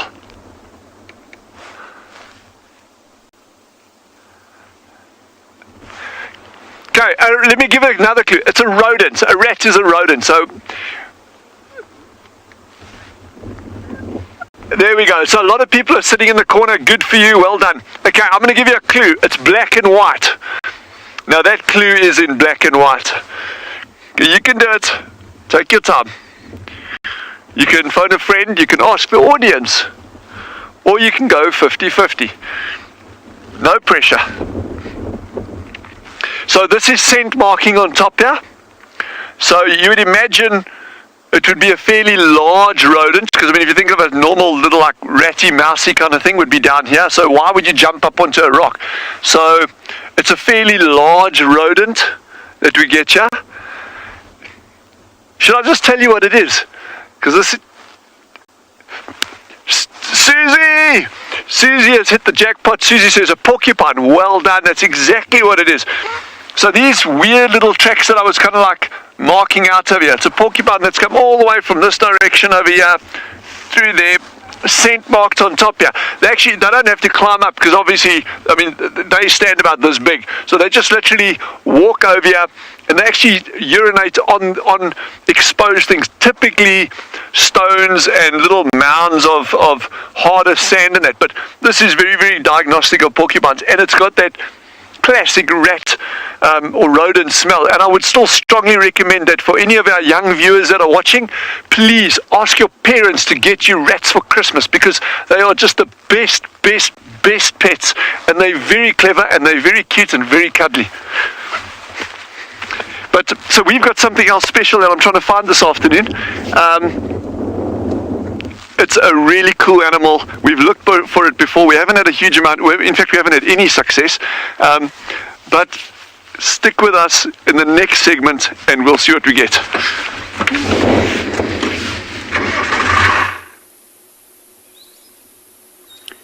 I hope Dylan will find what he's looking for.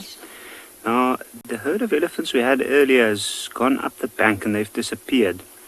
And now we still have this mother and her young calf, and it looks like there's another large female that's still around the watering hole. That little one, the mother's been waiting patiently for the little one to move around, and it's basically just been playing in the mud. It had a quick drink from the mother just now, but it looks like it's having a lot of fun in that cool mud. I'm not too sure what the other one is doing. I haven't really had a good look at her head, and it looks like she's been very, very busy with her head down right up against that rock face. Now,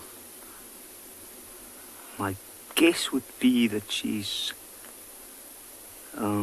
looking for scratching something off. Blaine, to answer your question, when do babies leave their mothers? That is a really good question. A young female, which I saw earlier that young calf is, might stay with her mother all her life, and she might not move at all. It is amazing to think that such a small elephant at this point, she doesn't realize it, but her whole life will be within the herd, and she'll learn from her mother and continue along. The young males, once they reach puberty, which can be anything from about 14 to 16 or 17 years, then usually they start to become a little bit more independent, and they move. At the beginning they'll start moving away from the herd, and eventually they'll have to move off and start moving with other large males that's been moving on their own. The rest of the herd sometimes also prefer not to have them around, since they can be a little bit irritating, especially with young babies around, and when they start playing and they start pushing each other around. Young males can even reach a point where they might pose a danger to the young babies.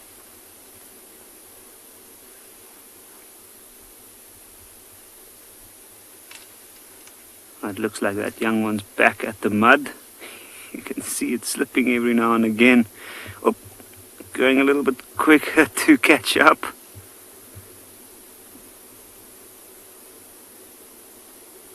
I always find it interesting when we look at the young ones versus the larger ones. You can see the big animals with their slow movements, and then those little ones moving very, very quickly to keep up with the larger ones.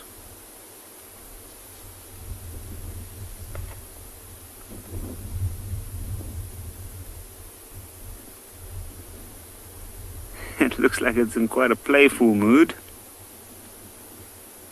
And I think now it's caught up with the mother again. And it looks like it's time for them to head up the bank as well to join up with the rest of the herd. Ooh, look at those two.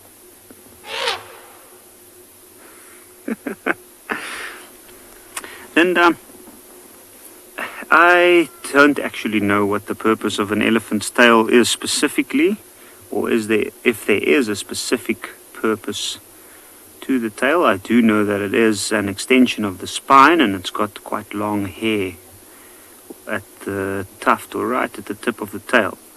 Now, it does serve a useful function to get rid of flies. You can imagine something as large as an elephant moving around in the mud.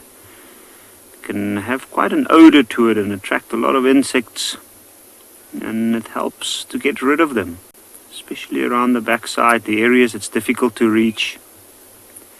It also helps with balance, I would guess. If we have a look at this one, if he's going up the bank, like let's have a look at the tail.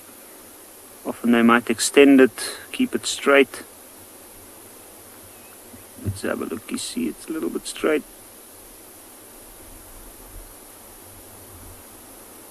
And up he goes. So it might serve a purpose within their balance as well, since they are not really built for climbing very steep walls, although we've seen this herd do very well. It might help them with that as well.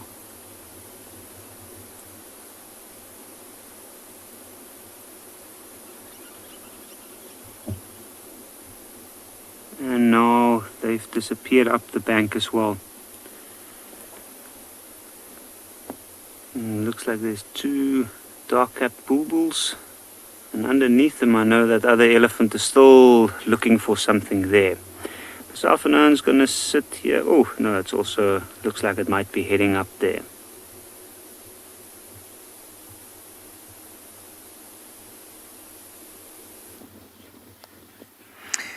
We have got some wildebeest and some impala and a lovely view out west to the hills, the foothills of the great Drakensberg Mountains, which are in fact hidden in the mist. Well, dust. Not sure what to call it. But there it is. A very pretty scene, a very peaceful scene playing out as the sun slowly turns the tips of the grass gold. Or flax, I suppose, probably. Better colour. You can just see those foothills there. Down towards Ulusaba area, the western boundary of the Sabi Sands.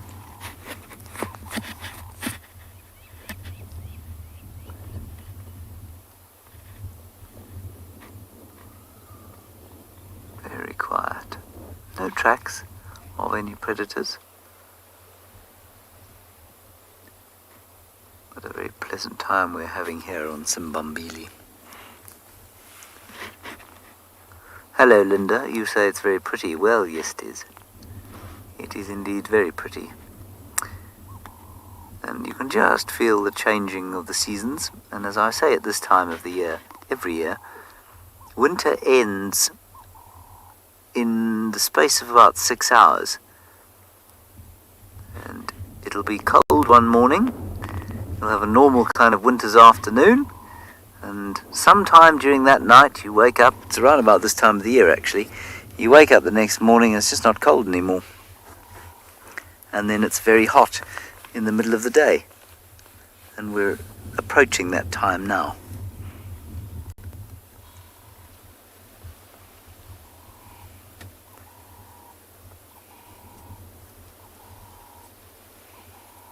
The other special thing about this time of the year is the knobthorn flowers have started.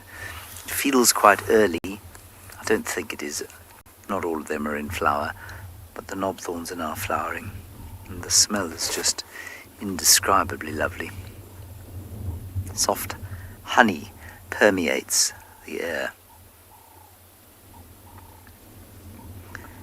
And then, in addition to this great plethora of wildebeest and impala, we have a zebra staring at us. You see it there. There we are.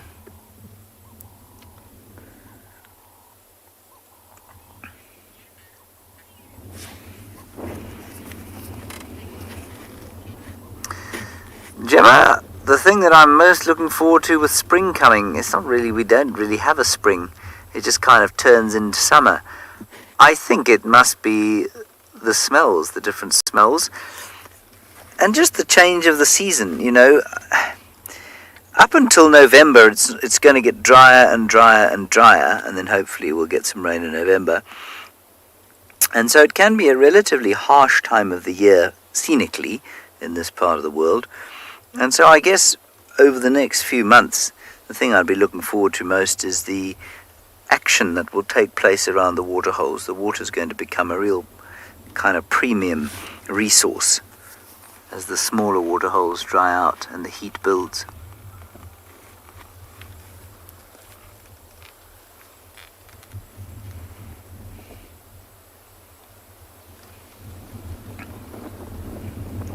The wind is swinging round now. It's not coming from the northwest anymore.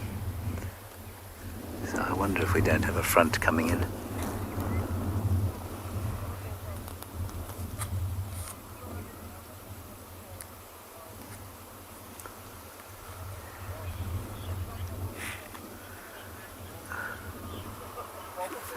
Hello, Sugar Bits. You want to know where the name zebra comes from? I'm unable to tell you, but I do have an app that will tell me. If you give me 1 second, I'll have a look. See.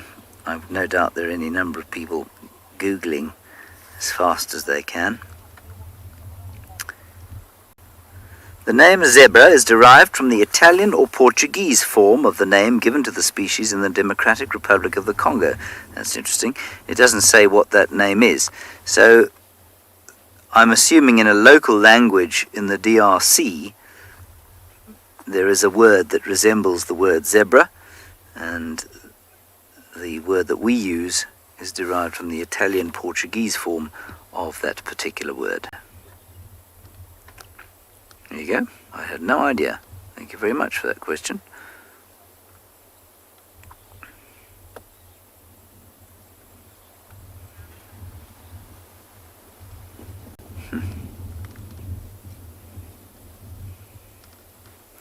And this is the plains zebra. We used to call it a Birchall zebra, but it is now a distinct species from the East African plains zebra.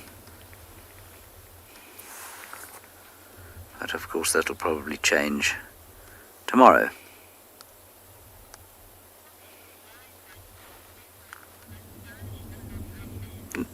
Yes, guide monkey, they are definitely the most stylish animals out here.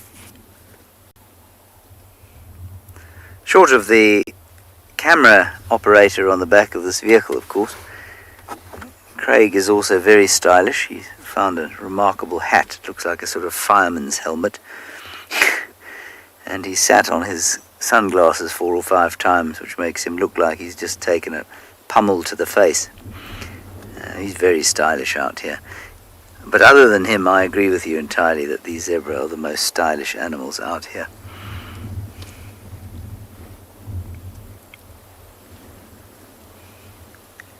Where is your hat, Craig? I would like you to give it to me. I think I would like to show it to everybody because it really is, it is a piece of equipment that really deserves to be on camera. Oh, he's wearing it. Here we go. I'll now have to take, well no I won't, I'll just put it over the top. Look at this incredible piece of equipment. Isn't it magnificent? I particularly like this. Craig says this is how he gets the ladies. Yes.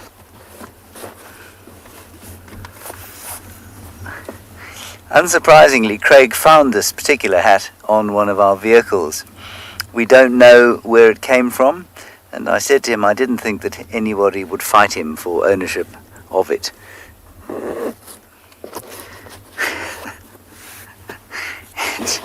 It's a gorgeous, gorgeous piece of equipment.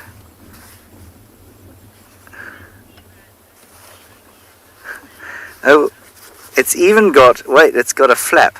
It gets better, wait. Neva, you say this is pretty ugly. This is quite possibly the most ugly hat I've ever seen.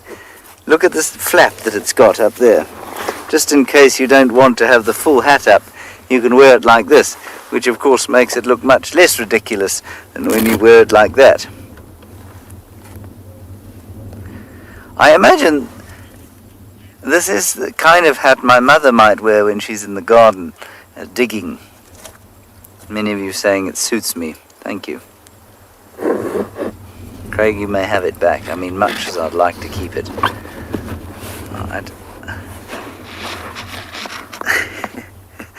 But Tommy, you say that it's he's making you feel like The Handmaid's Tale. Yes, it does have that sort of vibe to it. It's even got an adjustable strap. The person who designed this was obviously somebody who felt it was necessary to stay hidden from the sun, but had absolutely no sense of style whatsoever. That's also a real classy piece of decoration. Magnificent. Let's go somewhere where there's a beautiful animal instead.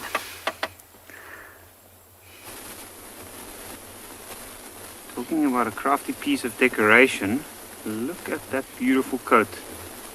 We were lucky enough to, on our way to the watering hole that we were heading to, we've just spotted this young female leopard.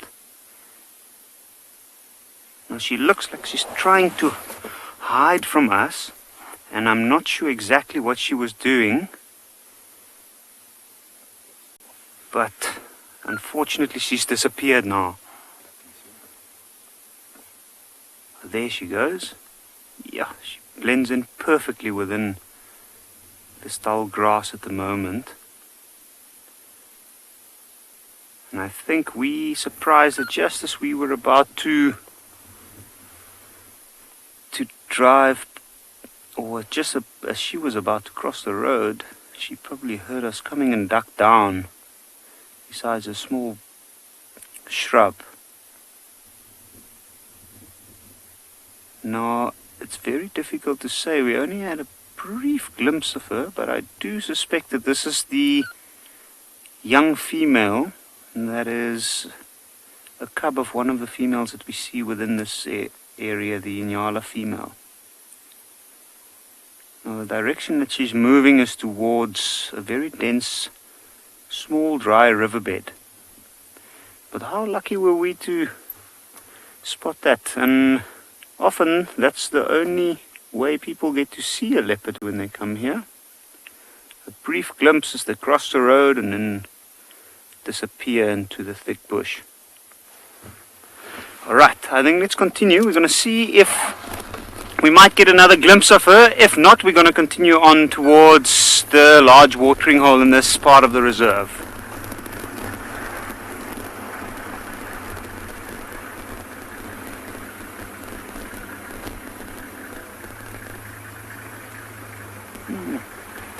Yeah, it's amazing how well they disappear.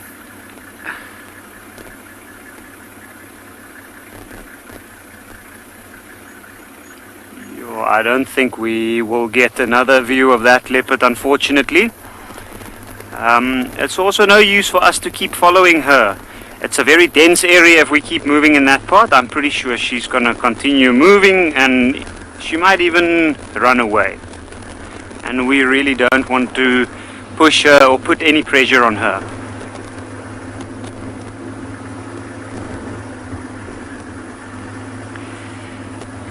Anna, what is the best time to go on a game drive? Personally, I don't really have a preference between morning and afternoon. I do like to see animals after dark, and the behaviors, especially the nocturnal predators that we don't get to see during the daytime. But I would say in the morning it's all that excitement of finding something new that you don't know where they've been moving in the evening, you don't know what they've been up to in the evening, and to find the tracks, track animals down and see what they're doing, that for me is also a great part of game drive.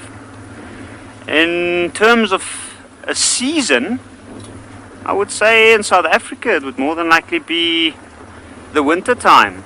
For me personally, I think we get to see a lot of interaction, especially around watering holes, and animals' movements are a little bit more predictable, so your chances of seeing the tougher to find animals. Oh, some big vultures up ahead. Oh, I think it's a vulture. But I would say in terms of game viewing, it would probably be in the dry season, the winter time.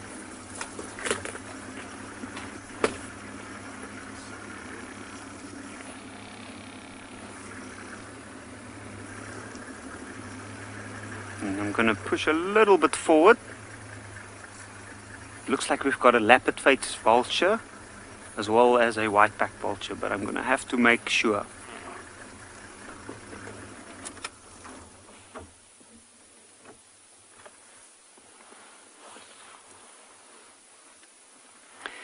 Just look at the size difference between those two.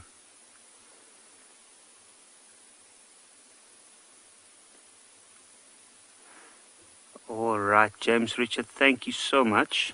I thought it might be Nyala female's daughter that we just saw. And now we've got these two vultures here. Now, one might ask yourself, why would there be vultures in this area?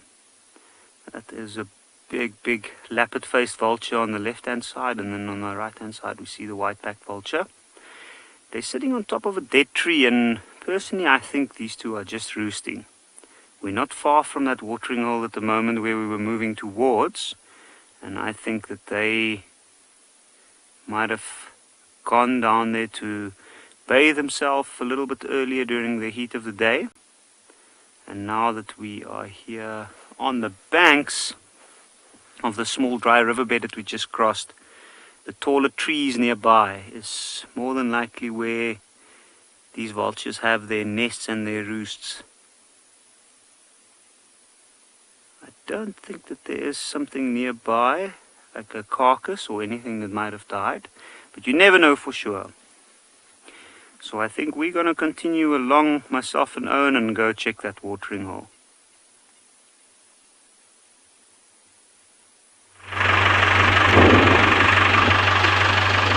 So what I'm trying to find now is an aardwolf. You know,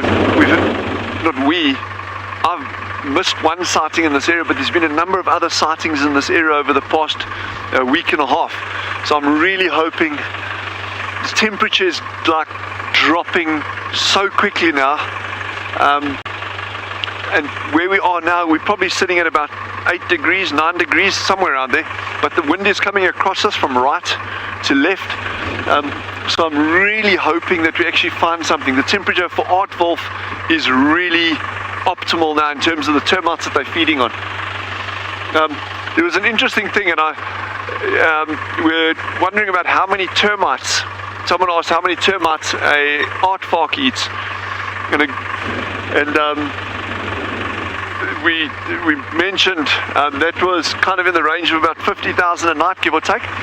But a week prior to that, someone had asked how many termites does a aardwolf eat, and it turns out the aardwolf is eating anything between 200,000 and 300 plus thousand per night. So what would account for such a massive difference? An aardwolf is a tiny animal, a very, very light, fine-bodied animal, compared to this like bulky, chunky beast of an aardvark. But the discrepancy in those numbers just doesn't add up. The one that's smaller and finer is eating so much more per night than the one that is so bulky is eating a lot less. And the secret actually lies in the kind of termite that they're eating. These aardvark are going for what we call northern harvester termites. And these are big bulky termites, but they often live deep, so the aardvark's going to dig for them, but they're highly nutritious, a lot of moisture, whereas the ones that the aardwolf are eating, these little snouted termites, tiny, tiny little things, not a lot of nutrients, not a lot of water, and therefore they have to be eating a whole lot more of them to get enough in. So cool, so interesting.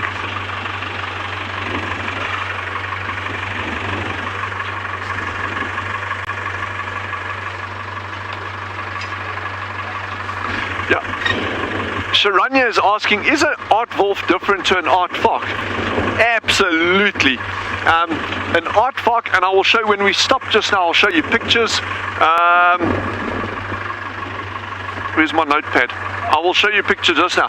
But an aardvark is a big, literally pig-like animal. It's got these long ears, very sparsely hairy, and it's got a big elongated nose, huge front feet. Its front feet are literally, in fact, they look just like my hand.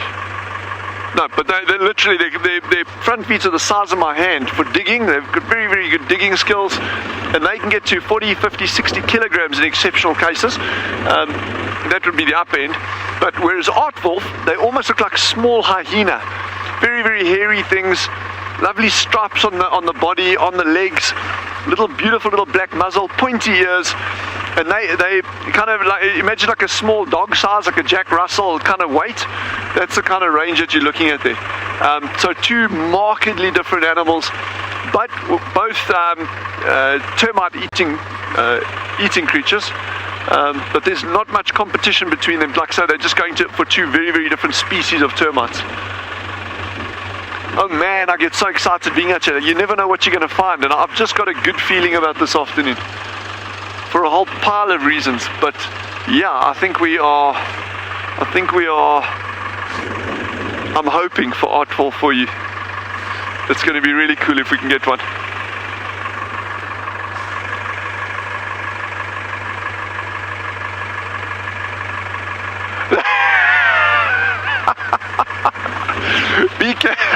B. Cantrell, I know where you live. No, B. Cantrell has asked, can I please rather find an aardwolf after I found a black-footed cat? Yes, it could happen, but it's extremely unlikely to happen. And one of the key things there is, so this little cat that B. Cantrell's talking about, a black-footed cat, some people know it as a small spotted cat. That's not really the accepted term now, just because there's so many small spotted cats in the world. But this little cat is only about that big, an adult, and he stands about that high. Super hardcore predators. But they are almost exclusively nocturnal. I have never in my entire career seen one active in the day. I'm not saying you won't see them in the day, but it's extremely unlikely, whereas aardwolf on the other hand, and that just doesn't fit in with our current drive times. So to see one of those would be like seeing a dragon, a real live dragon with pink spots and a green tail out here.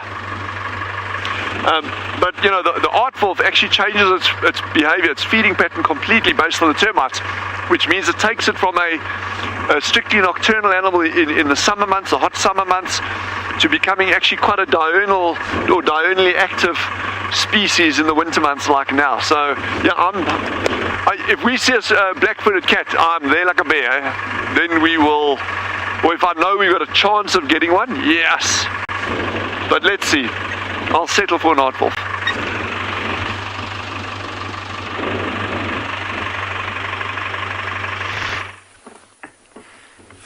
Yeah, a black-footed cat and an aardwolf would be amazing to see, Dylan. Just as we came across this watering hole now, we found a bateleur busy drinking on the edge of the water. But unfortunately, those two hippos over there, they put their heads up. The one gave a snort and chased the bird off. And we thought, well, we might as well have a look at these two to see what they're up to. And it looks like they've started to become a little bit more active. Earlier today we came past this area and we didn't see any movement of them. You can see every now and again one of them is just popping up their heads. Just to scan around the edges of the water to see if there's anything else coming down to have a drink. Oh, there's 3. It's always quite difficult. I often get the question, how long does a hippo keep its breath for? Now, I guess it depends on the hippo itself, and they have been known to push the limits, but generally speaking it's probably between 4 to 6 minutes. And because of that very reason, we often find it quite difficult to know exactly how many hippos we are looking at. And for instance, now we don't see any. What a beautiful afternoon at this watering hole though. Dead quiet, a little breeze that's blowing.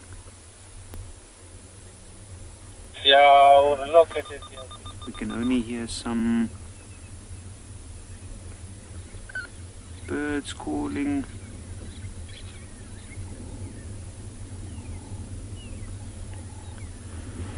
Sharanya, if the water gets too low for hippos, then they would move off. And this time of the year, normally this watering hole would have dried out already, and then there'd be no hippos here. The hippos time it very well, and then during the night time or on cooler days, they might decide to take the time to move from this one to another more substantial body of water. In this case we had a pretty good rain season, and as you can see there's still quite a lot of water left, and that's why these hippos are still here. The first ones that I've noticed that come back after the first rains, when the water starts to fill up again, is usually a male hippo. It might be the same male hippo that was here and the dominant male in the earlier or in the previous season, and occasionally it's other ones. What we also notice is before it gets completely dry, hippos from other areas might make their way into these watering holes, and then often we have a little bit of an issue between the dominant male and the new males that come in.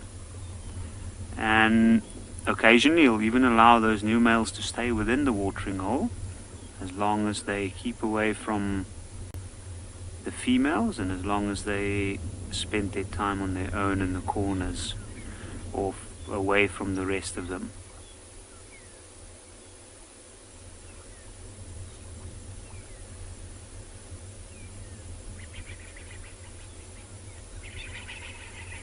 You can hear some birds making a noise in the distance, probably spooked by something.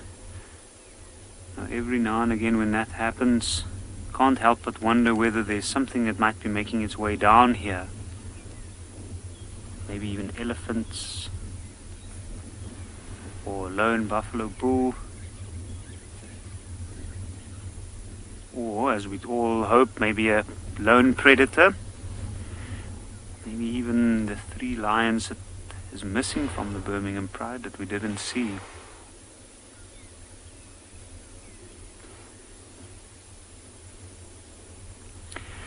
Erok, I have never seen hippos eat water plants myself, so I do not know if they depend on the area that they found in.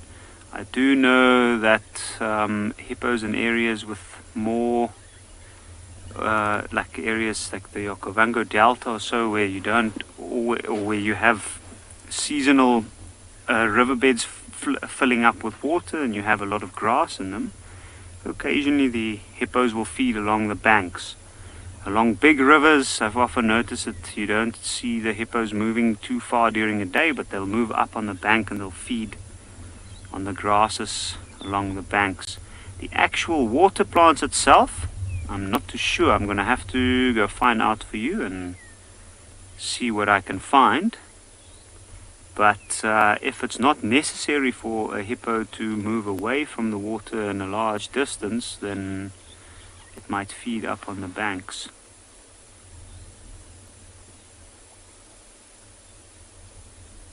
You can see the ears up of that one hippo. It looks like they're coming up every now and again just to check out the area. They know this is the time that the other animals will come down to come and have a drink.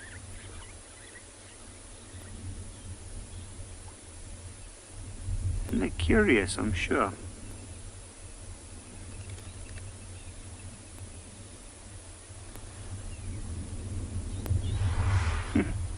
It's always funny to see them when they disappear under the water and the next thing they pop up. Ooh, it looks like all three of them are right next to each other. Sometimes it's difficult to follow them, especially when the wind's blowing like that. If it's very calm water, you can actually see they leave like a little bit of a trail in the water as they move.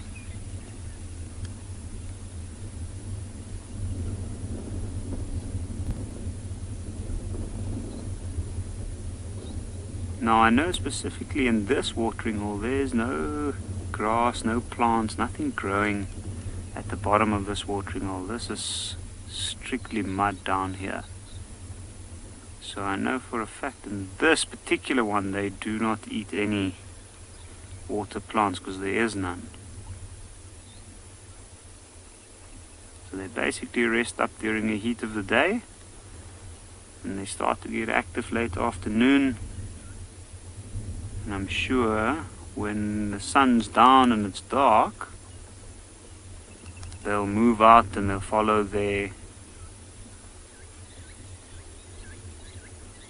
then they'll probably move towards the nearest small dry riverbed.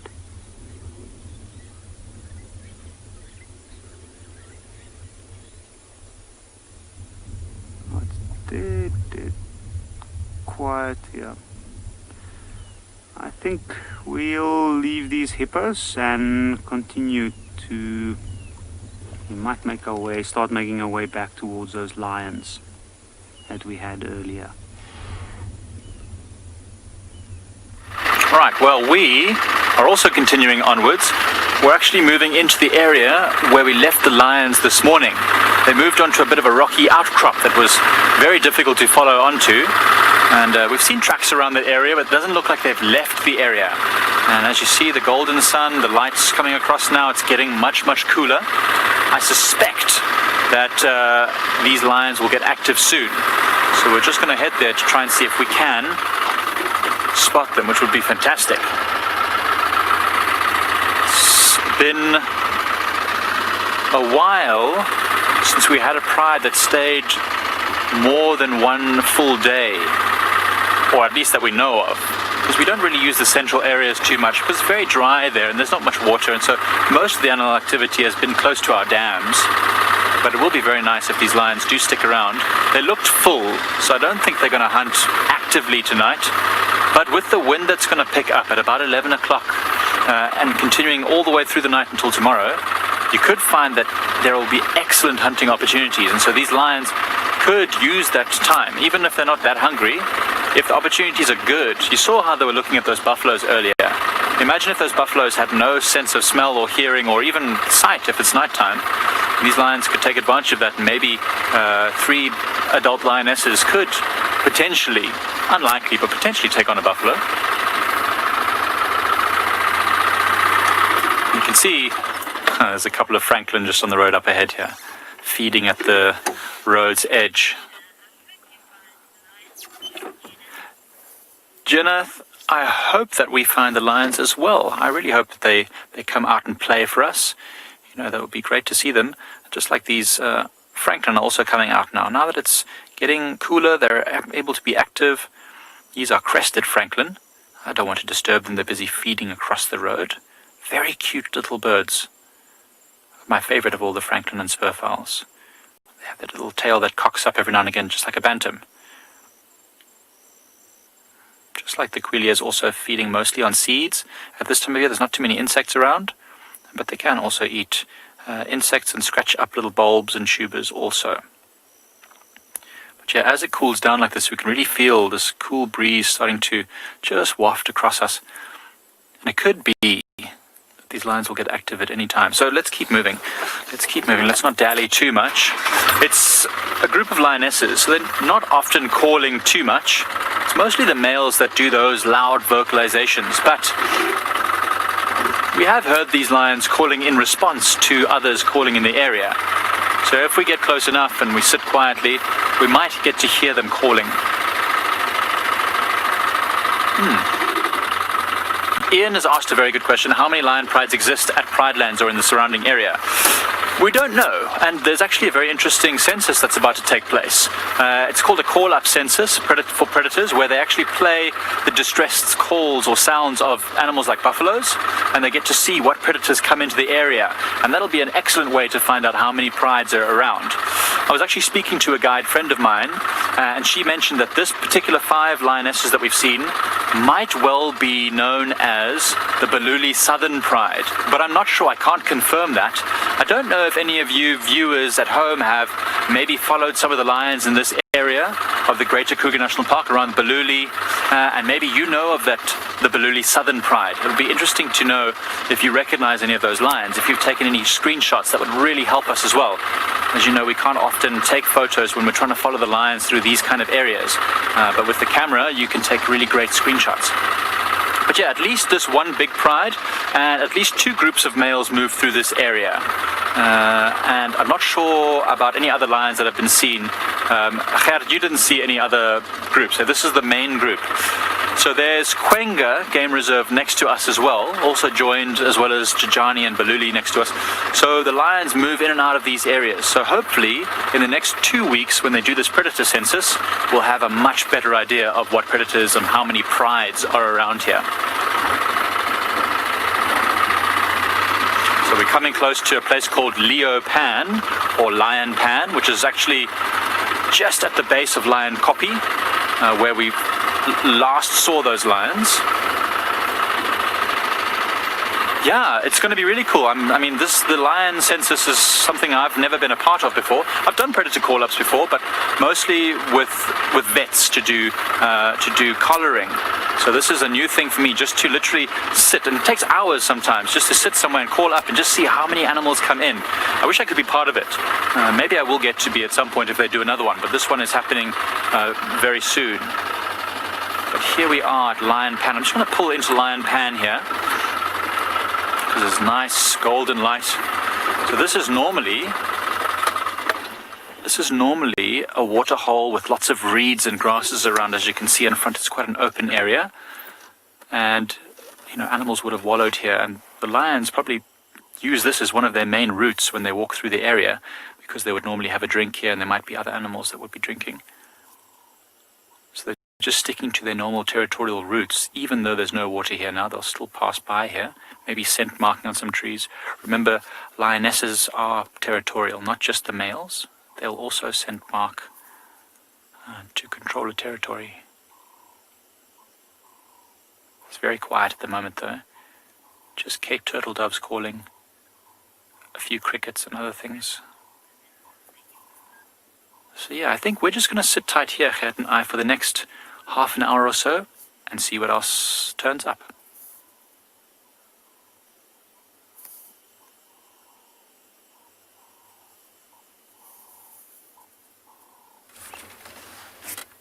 We are looking at a Schottia brachypetala.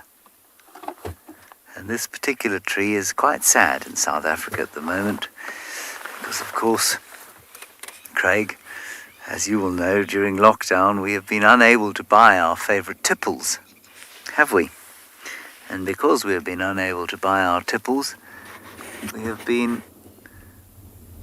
Oh, I must apologise, it's not a Schottia tree at all. It's a Bohemia tree. It's a brown ivory. That is a little embarrassing. Anyway, what I was going to tell you is that the Scotia tree, the Schottia, you can use for hangovers, of course, the bark. That's the thing that it's well known for. And, well, we can't get any we can't get any liquor in this country, and so Scotia brachypatellas have been left unscathed for the last however many months. I'm sure they're quite pleased. This particular tree I don't know of any medicinal uses for. It's a very round brown ivory. Anyway, they always grow on termite, they don't always, but they often grow on termite mounds.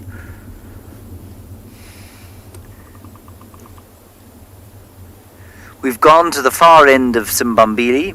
We have not come up with anything, and so we're heading back towards Juma now for the final bits of the drive, hoping to point our camera at a predator. Many of you don't know what a tipple is.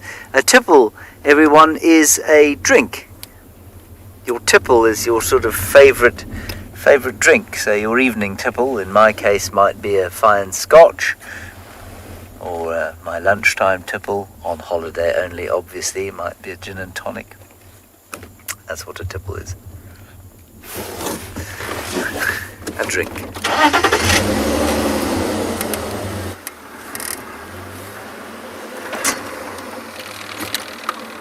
Yes, Jacqueline, the tree is growing from the termite mound. Absolutely. I think it's because I'm imagining that the seeds get pooped into the middle of the termite mound by something like a mongoose.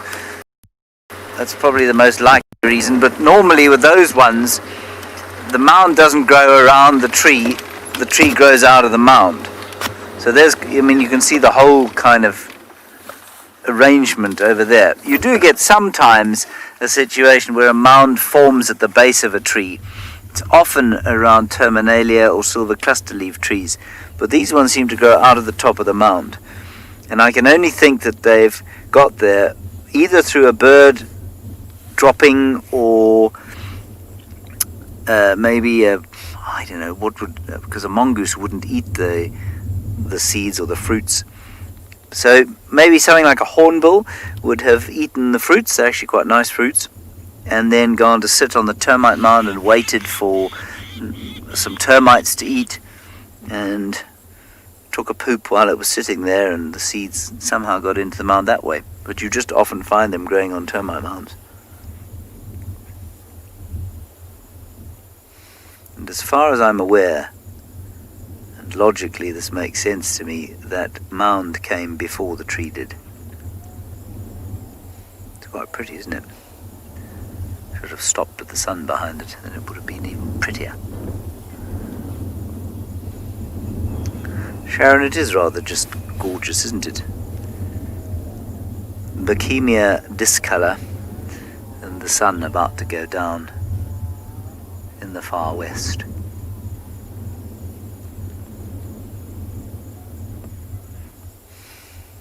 Well, that's nice, Craig. Well done. Craig creating some art for you there.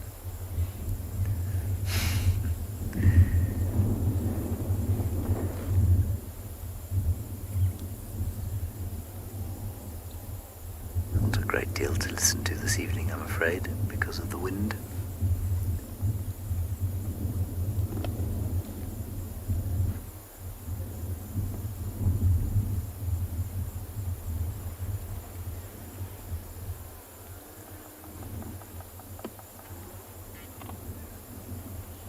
Very, very peaceful indeed.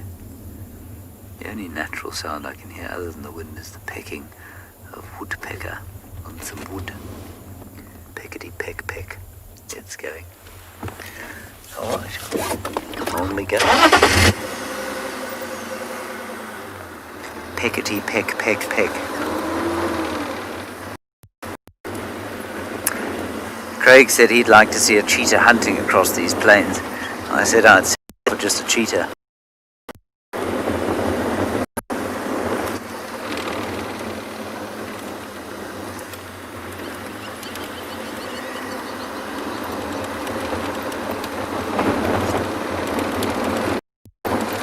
It's a little starling and a hornbill.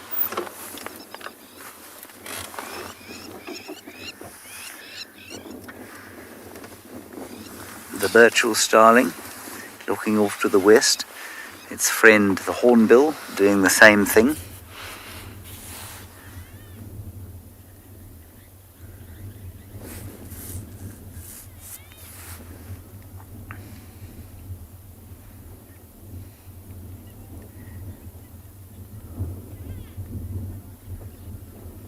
Nice peaceful evening for the bird. I'm sure it is being very vigilant, however, because there are a lot of little predators and things that would eat a bird like this, including predatory birds.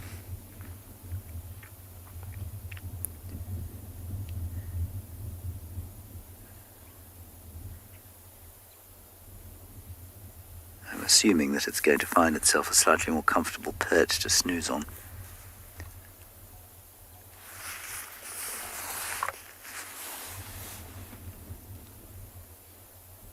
High action in the background there. Hornbill chasing another starling. Phew, look at that, Craig. My heart nearly leapt out of my mouth.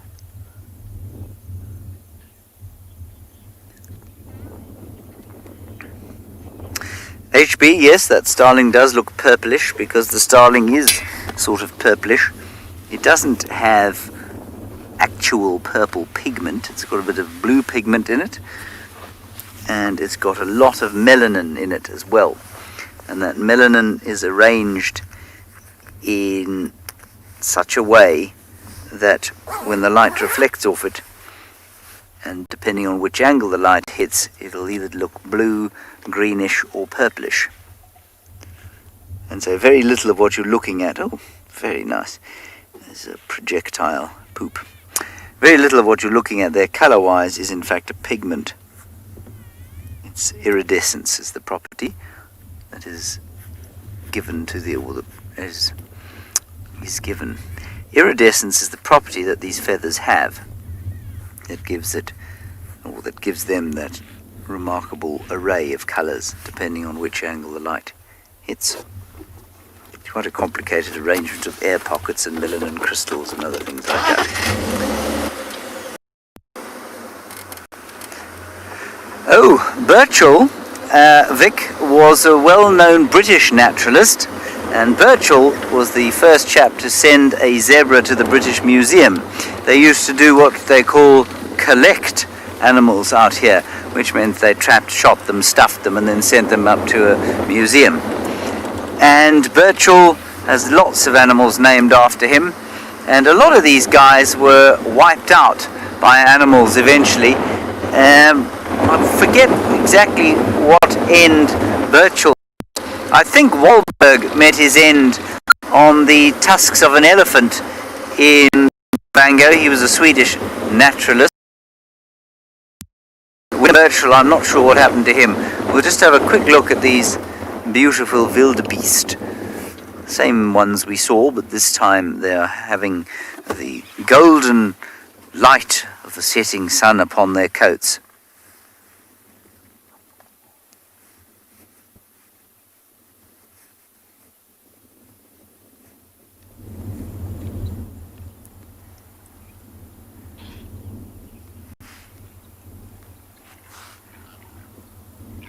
A bit of impala boxing going on behind us.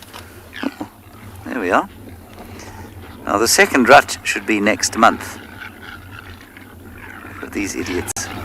What a bunch of morons.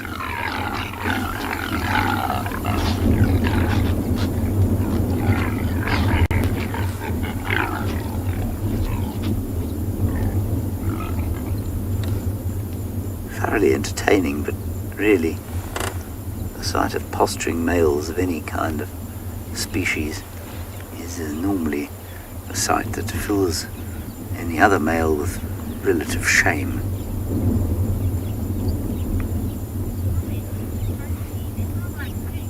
Yes, so they do sound like pigs, they also sound a little bit like predators. And so if you don't know what the sound is, then you can sometimes be a little nervous. I remember when I was doing my unarmed walking, which was what we all had to do as trainee rangers. We had to walk through the area. I did mine at Ngala, and I remember that I was totally clueless, and when I first heard that going on, I was convinced I was about to be savaged by a predator. Alright, so here's just while you're looking at these things. Burchell travelled to South Africa through 1815, collecting more than 50,000 specimens. 50,000 specimens.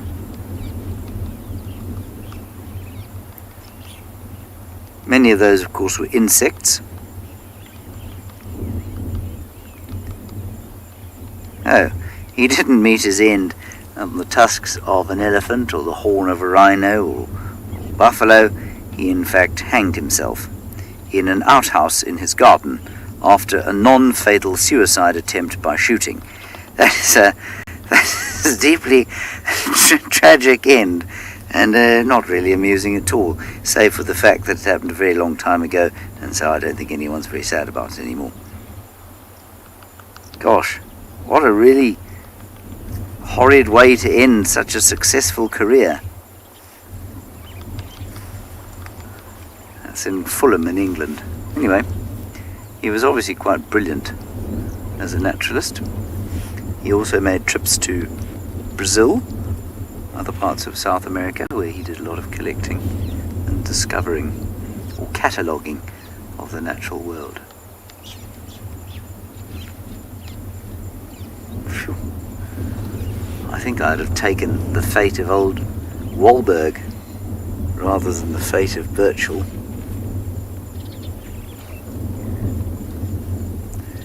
Let me move forward slightly and we can have a quick look at the sun going down. We'll do our traditional silent thing. I had a very, very funny email. I get these emails every so often from somebody who shall remain nameless but may well be watching. Oh, there's an elephant way across there. It's probably behind a tree for you, Craig. And this email lamented the fact that we as guides insist on showing the sunset and the sunrise every single day, as if we don't realize the sun goes up and down in every single part of the world to which we broadcast. And we talk about it in tones that imply there's something extraordinary about the sun coming up and going down each day. It was a very funny email. I took it as a sort of sarcastic dig. I wasn't insulted by it at all, and I still like to watch the sun going up and down every day. There we are.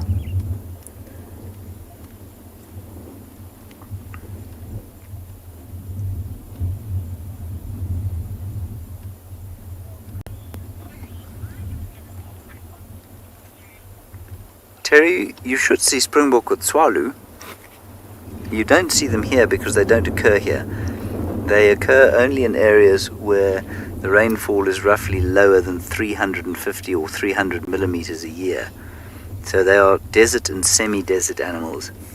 So the Kalahari is a good place for them to be. They don't occur in the Kruger Park at all. So although this is a semi-arid savanna area, you won't find any Springbok here. Their ecological niche is filled almost entirely by impala, and they replace each other. If you look at a distribution map of impala and Springbok in southern Africa, you'll find that there's almost no overlap whatsoever.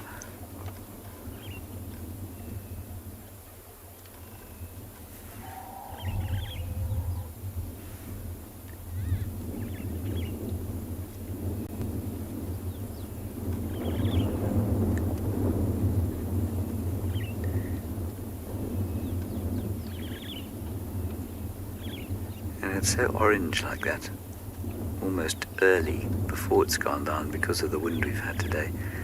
So there's a huge amount of dust and smoke in the atmosphere.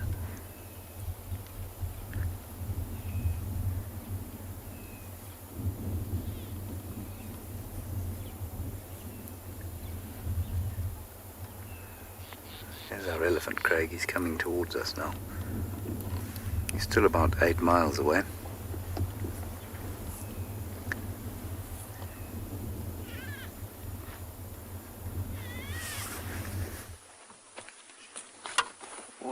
so we were lucky enough to just come across this leopard that Adam and Thomas has found.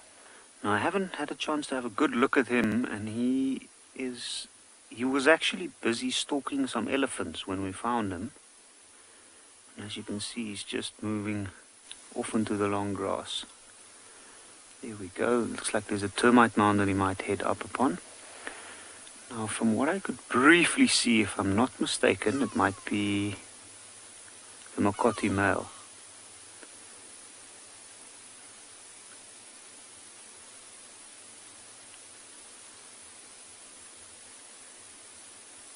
Okay, and he's disappeared. I think let's head towards him and see if we can get a better view.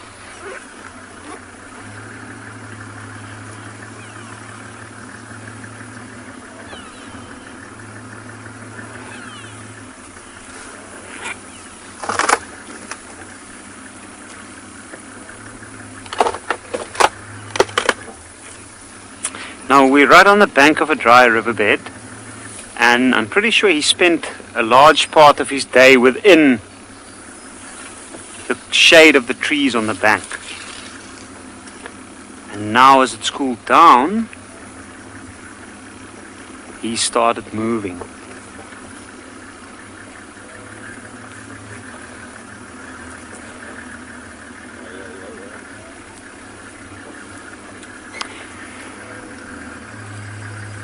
And there we go.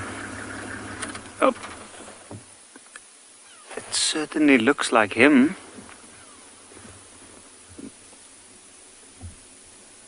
And have a look at that. He's sniffing a tree. Might be a marking bush of another leopard. And by the looks of it, this one is definitely moving around like he is the only male within this area. Now, if you have a look, you see the tail tips up, the white's showing. It's low down. Just in case he spots something, he'll put that tail down. And between these long grasses, he's perfectly camouflaged to this point. Now, the interesting thing is the area where he's moving at the moment is actually the area where we've been seeing the Tsitsalala leap. So the young male and the young female, we suspect them to be moving somewhere within this area as well. And we did not actually expect to find this guy here. By the looks of it, the way he's moving, the way he's scanning around, I'm sure he's looking for something to hunt at this stage. You can see every now and again he stops and he's just looking down at the ground and sniffing patches, maybe looking into a hole of an old termite mound.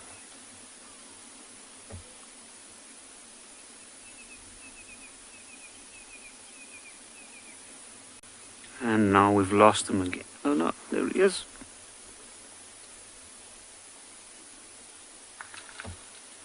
He looks like he's casually heading in the direction of the watering hole. I think we're gonna continue and see if we can get a little bit of a better view of him.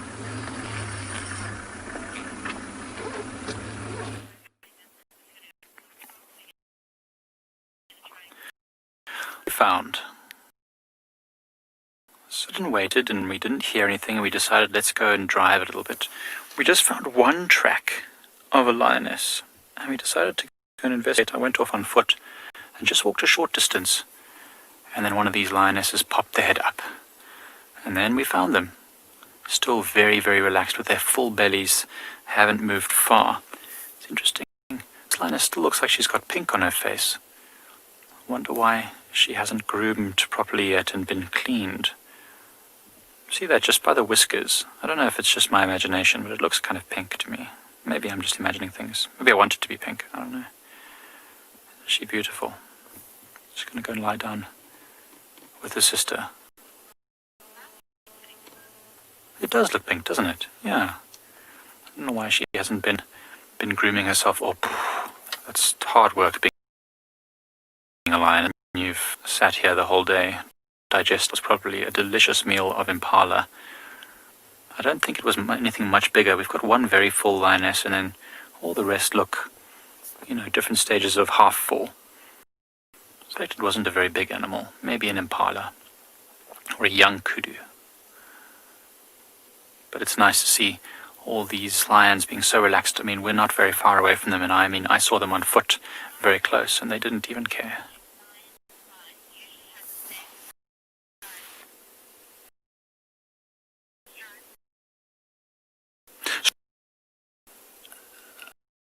I mean, it's certainly the bigger and stronger the pride, the better have,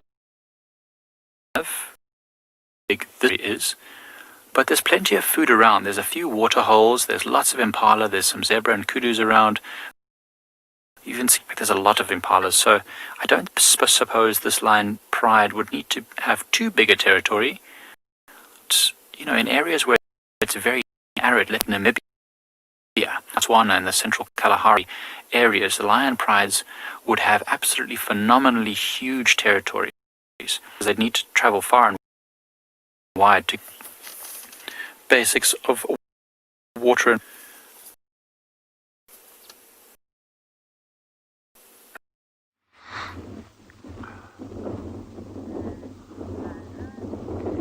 So James was just chatting about springbuck. Down where they are and why you don't see springbuck up there. So, and that you'll see springbuck at Tshwane. So that was a really, really well-timed little segment that. But there's something really interesting about springbuck that's going on in terms of their general ecology. And I'm not going to talk about the individual animal over here. But springbuck numbers used to be recorded in the absolute millions. There are records from the central areas of South Africa called the Karoo, people camping or, having an outspan, and a herd taking 3 days to pass their camp. And they estimated those aggregations were millions strong.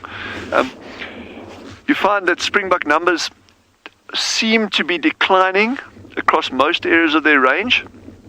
And there are various theories surrounding that, some more contentious than others, but the general premise being is that as climates slowly start shifting to a warmer setting, there's more CO2 available, or more CO2 in the atmosphere, which makes that very, very good for woody plant growth. And as you get more and more and more woody species taking over, what we call bush densification, so the area becomes less and less hospitable to springbuck, and not necessarily in terms of a feeding thing, but in terms of more cover for small predators like caracal, jackal, those kind of things. And then you start getting increased losses of lambs during the lambing season. That's just the tip of the iceberg. The problem there is that in the absence of your big predators, because a lot of your larger predators will actually control the smaller predators that'll be going for springbuck. So leopards, if they've been eradicated, leopards are actually super important for controlling things like jackal. And as you get less and less numbers of these big apex predators, so your small ones, that cohort of these mid-size and smaller predators just starts taking over, and they are the ones that are going to be nailing springbuck. The other thing is that if you look at the American passenger pigeon, and we chatted about this briefly a couple of days ago, that population of passenger pigeons, when it was afforded official, really, really tough protection, there's probably 20 or 30,000 of them left. Unfortunately, they just didn't have that critical mass in the individual flocks to breed successfully.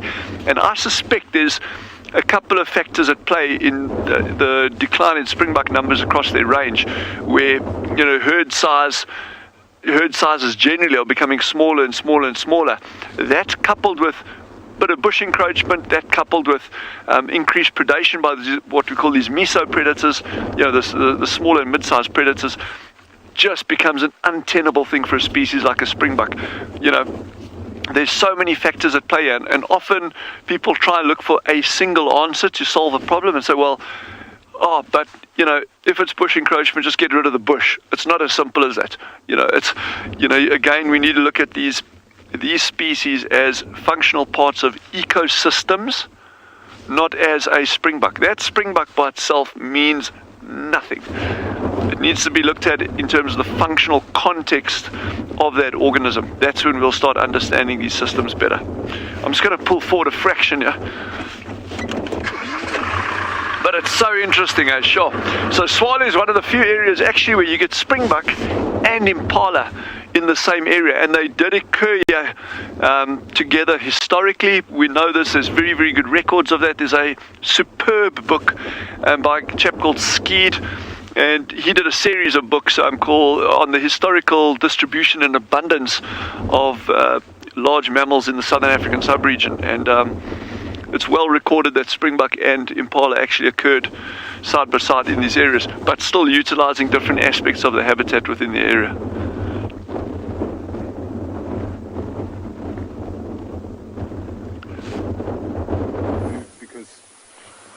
Alright, so we are still in the process, so we are just on the road at the moment where we've lost that leopard at this point.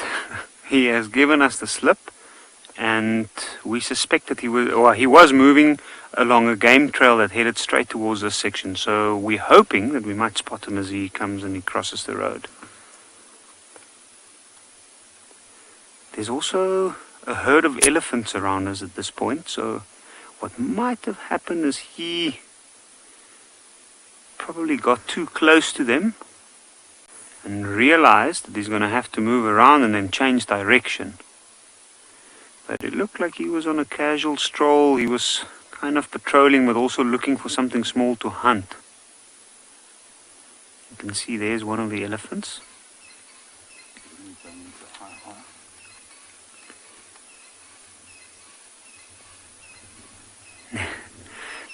Peter, that is typical Makoti male. Well, I guess that's also typical leopard. Like often just as you think you got them, they're moving as casual as they can, and the next thing they just disappear. Now with all the termite mounds around at the moment, there's a good chance he might have changed direction even just to check the different mounds around. Now with all of these elephants spread out, it might be difficult to actually know exactly where he's went. So we're going to sit here a while, a little long, myself and Owen, and see if we might get lucky.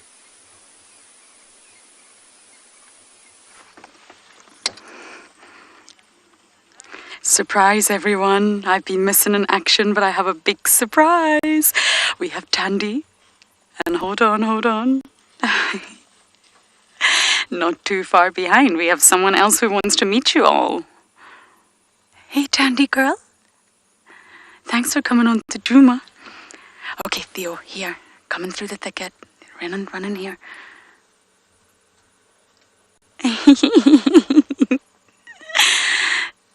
Tandy's little son.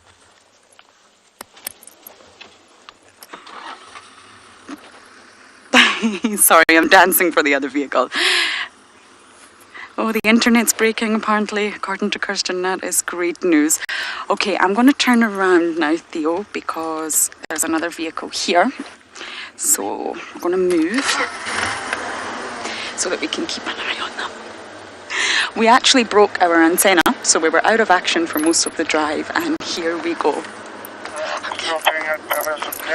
Okay, we're going to just follow them behind very carefully. She's coming over from Torchwood.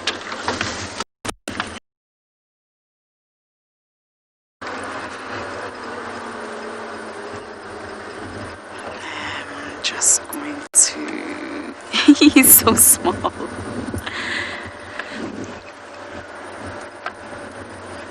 Oh, many of you are saying this is amazing. Yes, I haven't participated in much of today's drive due to a broken vehicle, but this is worth it. Okay. So Miss Tandy is obviously here. Cab's gone into the thicket for now. A little boy. Oh, thank you, Tandy, for finally being so obliging. And Tandy had two. This cup, the cup's there, Theo, the cup's there. The litter of two, unfortunately, she lost one. We don't know what happened. We can only really speculate. But here we have the Queen of Djuma and her son.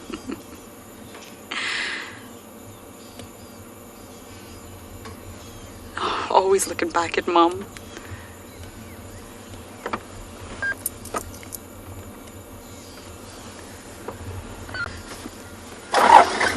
Just gonna let the other vehicle go. We're gonna share this sighting. Leapfrog, we call it. Thank you, guys.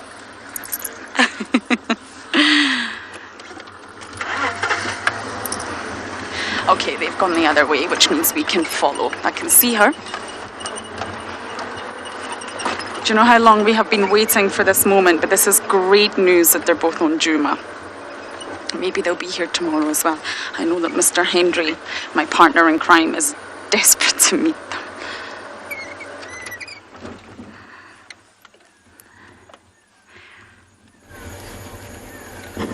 I've been complaining to Theo all afternoon about how I miss my spots, and well, I got 2.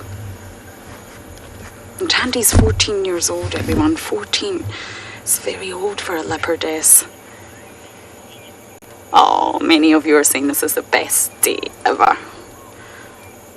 I just hope it gets better. I hope they make a kill and the 2 of them hang around Juma. That's what we need. We need some time on Juma.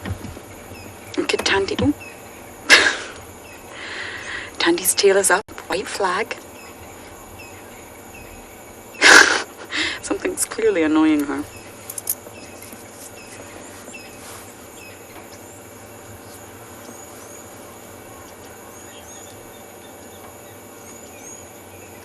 Many of you are commenting on the size of his paws. Yes, they are huge. Just like lion cubs, I often find. Let's move, Theo, just to keep up with them. It's almost like the paws grow first, and then they have to grow into them. I find that with puppies as well. Huge, big paws that look slightly ridiculous, and then they grow into them as they get older. I cannot explain how happy I am. I'm probably just going to need to keep my Game Drive radio up.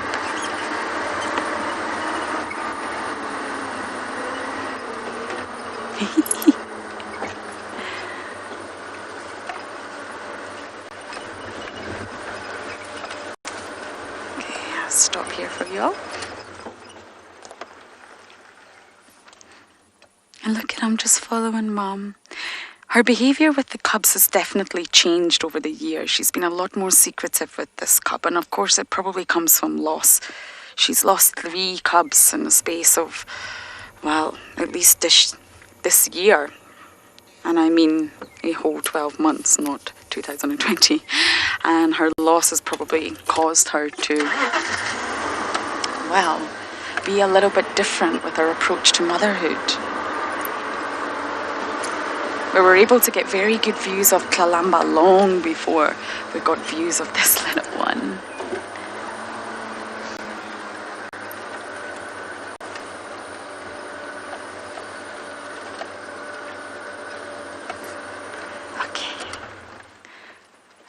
Where the cub dashed off to. It's full of beans.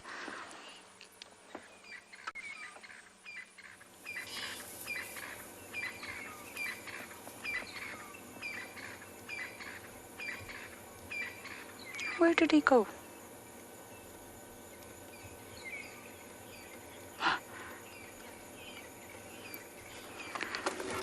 Anushka, lovely to hear from you. Now, normally male and female cubs have different ages of independence. So a male will stay with Mum a lot longer. Hi! A male will stay with Mum a lot longer than the female will. I might need you guys to go forward a little bit. So it's about 18 months for a female before she goes to independence. Thank you. And 2 years for a male. So the males are a bit more like mama's boys. And they stay with mummy a little bit longer. And it's normal, Anushka, for males to disperse. Hosanna's the perfect example. Hosanna was the prince around here for a long time. And of course, when it came to it, he had to disperse. He could no longer stay in his father's territory anymore, Tangana. And of course, it allows males to meet a whole new gene pool of ladies. And that's what it's all about. Genetics. If Hosanna had stayed here, a lot of the leopards around him are relatives. They share DNA, and therefore it wouldn't benefit him in any way. Although leopards can mate with relatives, inbreeding is very, very common. It can only last about 3 generations before you start to see the genetic sort of mutations and disruptions. Okay, we're losing light, but it's still light enough to stay with Tandy. But we're not allowed to use any artificial light. But of course we are equipped with infrared. I'm just going to be really careful here because I've lost, there they are. I also don't want to off-road after them. Okay, can you just get them through there, Theo? I'm not sure I want to bash after them in the dark. We'll just see where they're going.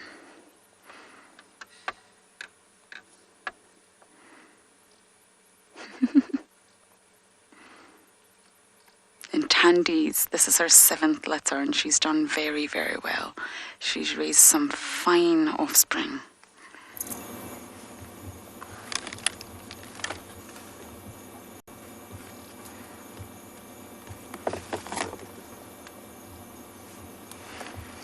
Okay, I'm gonna go forward, but I wonder. I'm not going to off-road after them, everyone. I'm sorry. Not at this time of night when my vision is compromised. I need the assistance of lights. I don't want to do that. So if they really have disappeared, then that's it. But at least they're on Djuma, and I think they'll be on Djuma tomorrow. Let me just do one quick scan.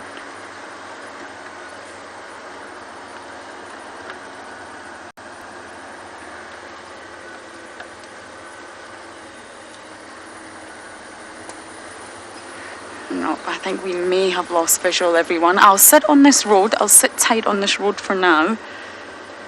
But I can't see them. Okay.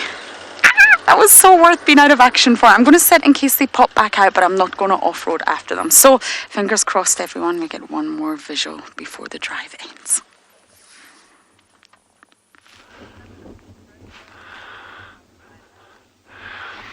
So this is quite interesting, and it sounds like our colleagues are having some amazing sightings, so I'll look at a rock instead. But it's like desperate times call for desperate measures. Anyway, so this is a block of calcrete. It's essentially a calcium carbonate, so it's very, very soft. It's like chalk. You can actually scratch it and it comes off very, very easily. So it's white. And these are actually sedimentary deposits, so it's seabed deposits. But what I wanted to show you on this particular block, because there's a number of outcrops of it on Swallow, is these beautiful little gnaw marks all around over here. All around over here. This whole piece over here, those smooth sections. These are gnaw marks from rodents.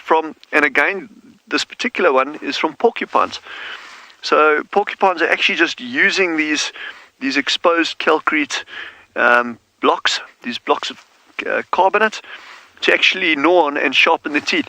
And not only sharpen their teeth, but it's very, very important to keep the teeth short, because they'll have quite an overbite and they'll actually end up not being able to feed if they can't if they can't gnaw and keep those teeth sharp, but also at a good length, because those incisors just keep growing and growing and growing.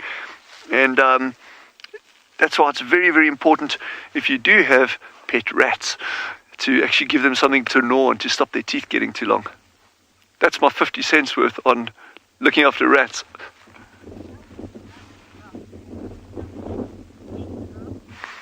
Painter Girl says that would be a lovely rock for? Sculpting. For sculpting, oh yes, oh totally. Totally, yeah, no, you can sculpt these in all crazy ways. I haven't tried, but I would, if you're into sculpting, I'm sure that would be a really fun thing to use for sculpting. I actually want to, and it's very light. Here's actually even a better example. I'm just trying to, what is in our way here? There's a shadow here somewhere. I just don't know. Okay, there. Look at these. Here you can actually see even better the old teeth marks. Look at that. And I don't know how well you can see it, but you see those tiny ones there? You can see it? Those fine striations, those would be probably a smaller kind of rodent, maybe gerbils or something, but these larger ones here are the porcupines. So cool, eh? So cool. And these rocks are very, very light. I mean, they're not. This is not. It's not heavy. These things. This one probably weighs about 60 kilograms. It's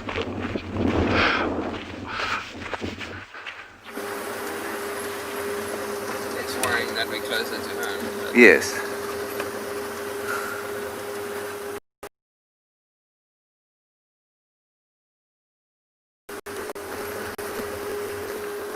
I'll tell you what else is not very heavy is this particular spotlight. I'm not sure if anyone showed you this before. Did you show anybody this? This spotlight, unfortunately, had a literal meltdown yesterday. And, well, this will be certainly near the end of its career.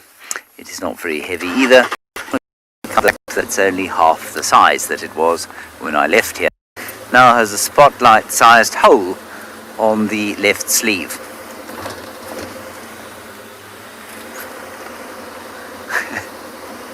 So, these are the hazards of safari, you know.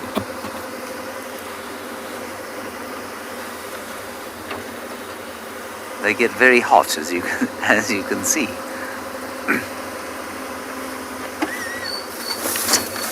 It's not a nightjar, is it? Look at this beautiful nightjar that we found. It's just gorgeous. It's cunningly disguised as a stick. Ladybird, you say we need Spotlight Steve to fix it. Yes, remember the days of Spotlight Steve, when Steve was the Spotlight King and he used to fix all the spotlights? Ah, the good old days.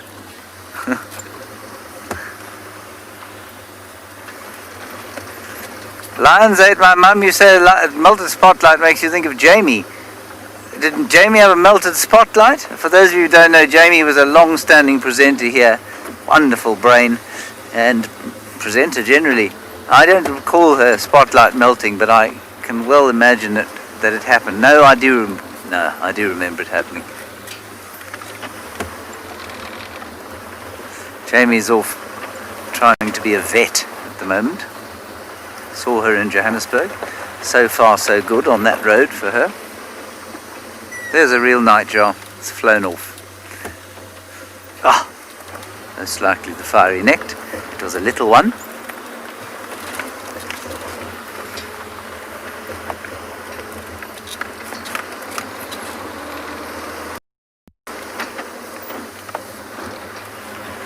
Now, with any luck, it being the 4th of August, or no, 6th of August, it's actually not too early to start looking into the skies for the return of the Wahlberg's eagle. So we must start doing that, because it was I guess because of the amount of rain we had last year, I reckon that they could come back round about now. So keep looking out. And also the yellow-billed kites. Pinder may well find a yellow-billed kite relatively soon. And then we'll really know that winter's coming to an end.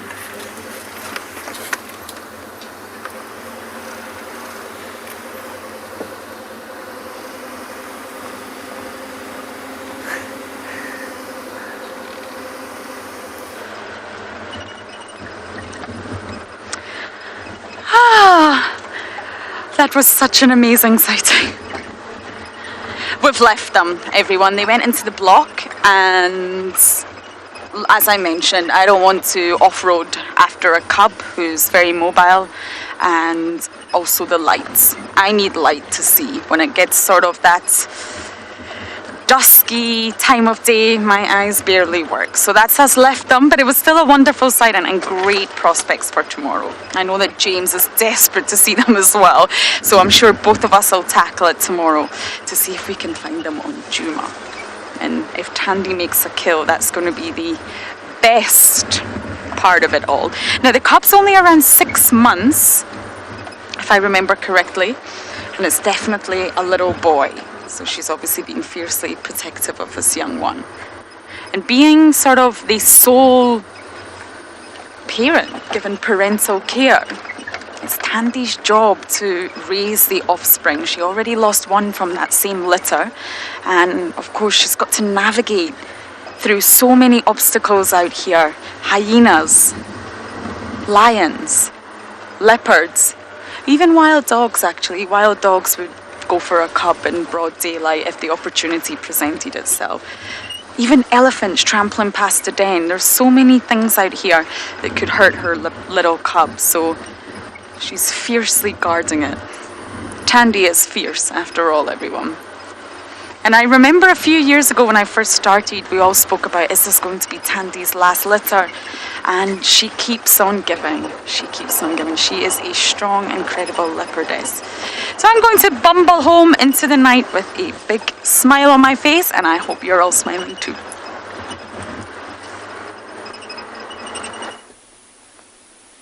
And we are back with the Pride, where the whole situation has changed completely from what we saw earlier this afternoon. You can see now they're all heads up, they're looking around, they're listening out. With nighttime, there's a lot of sounds. It starts becoming more and more prominent. And these lions are more than likely going to try and move towards an area where they might try and hunt tonight. Now, earlier this afternoon, one of the lionesses got up and moved up the bank further down along the riverbed. Now, all of these are looking in that direction at the moment. What's incredible about the situation is we are in the infrared mode, and that's why it is black and white. But if you look at the colors of these animals, they blend in perfectly from what we can see in the riverbed sand, except for the two white ones. There's the male, always behind the Pride as usual. He's probably the last one to wake up this evening. The other one's next to the white young male. There we go.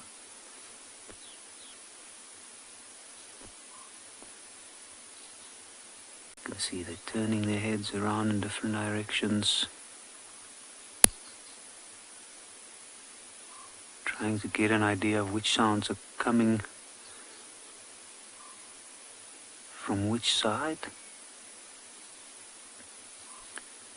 How amazing it would be to follow these lions into this evening, but where they're going and the way they move, I'm sure they're going to move a lot tonight. It's going to be quite tricky to follow them. And we've had an absolutely amazing day with them. I think all around we've had an absolutely amazing day. And you can see some of them are busy getting up. But I do think they're going to spend quite a bit of time here before they're actually moving.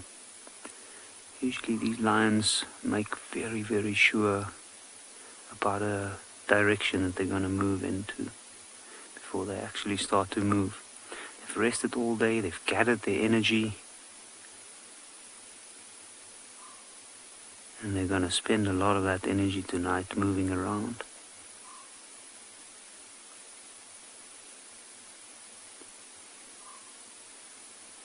Any unsuspecting antelope that might be moving down into this riverbed now might not even necessarily see them. And that might be exactly what they're wanting. So, after a great day, I want to thank all the viewers for joining us, and I hope that tomorrow you'll join us again on our live safari. And good evening.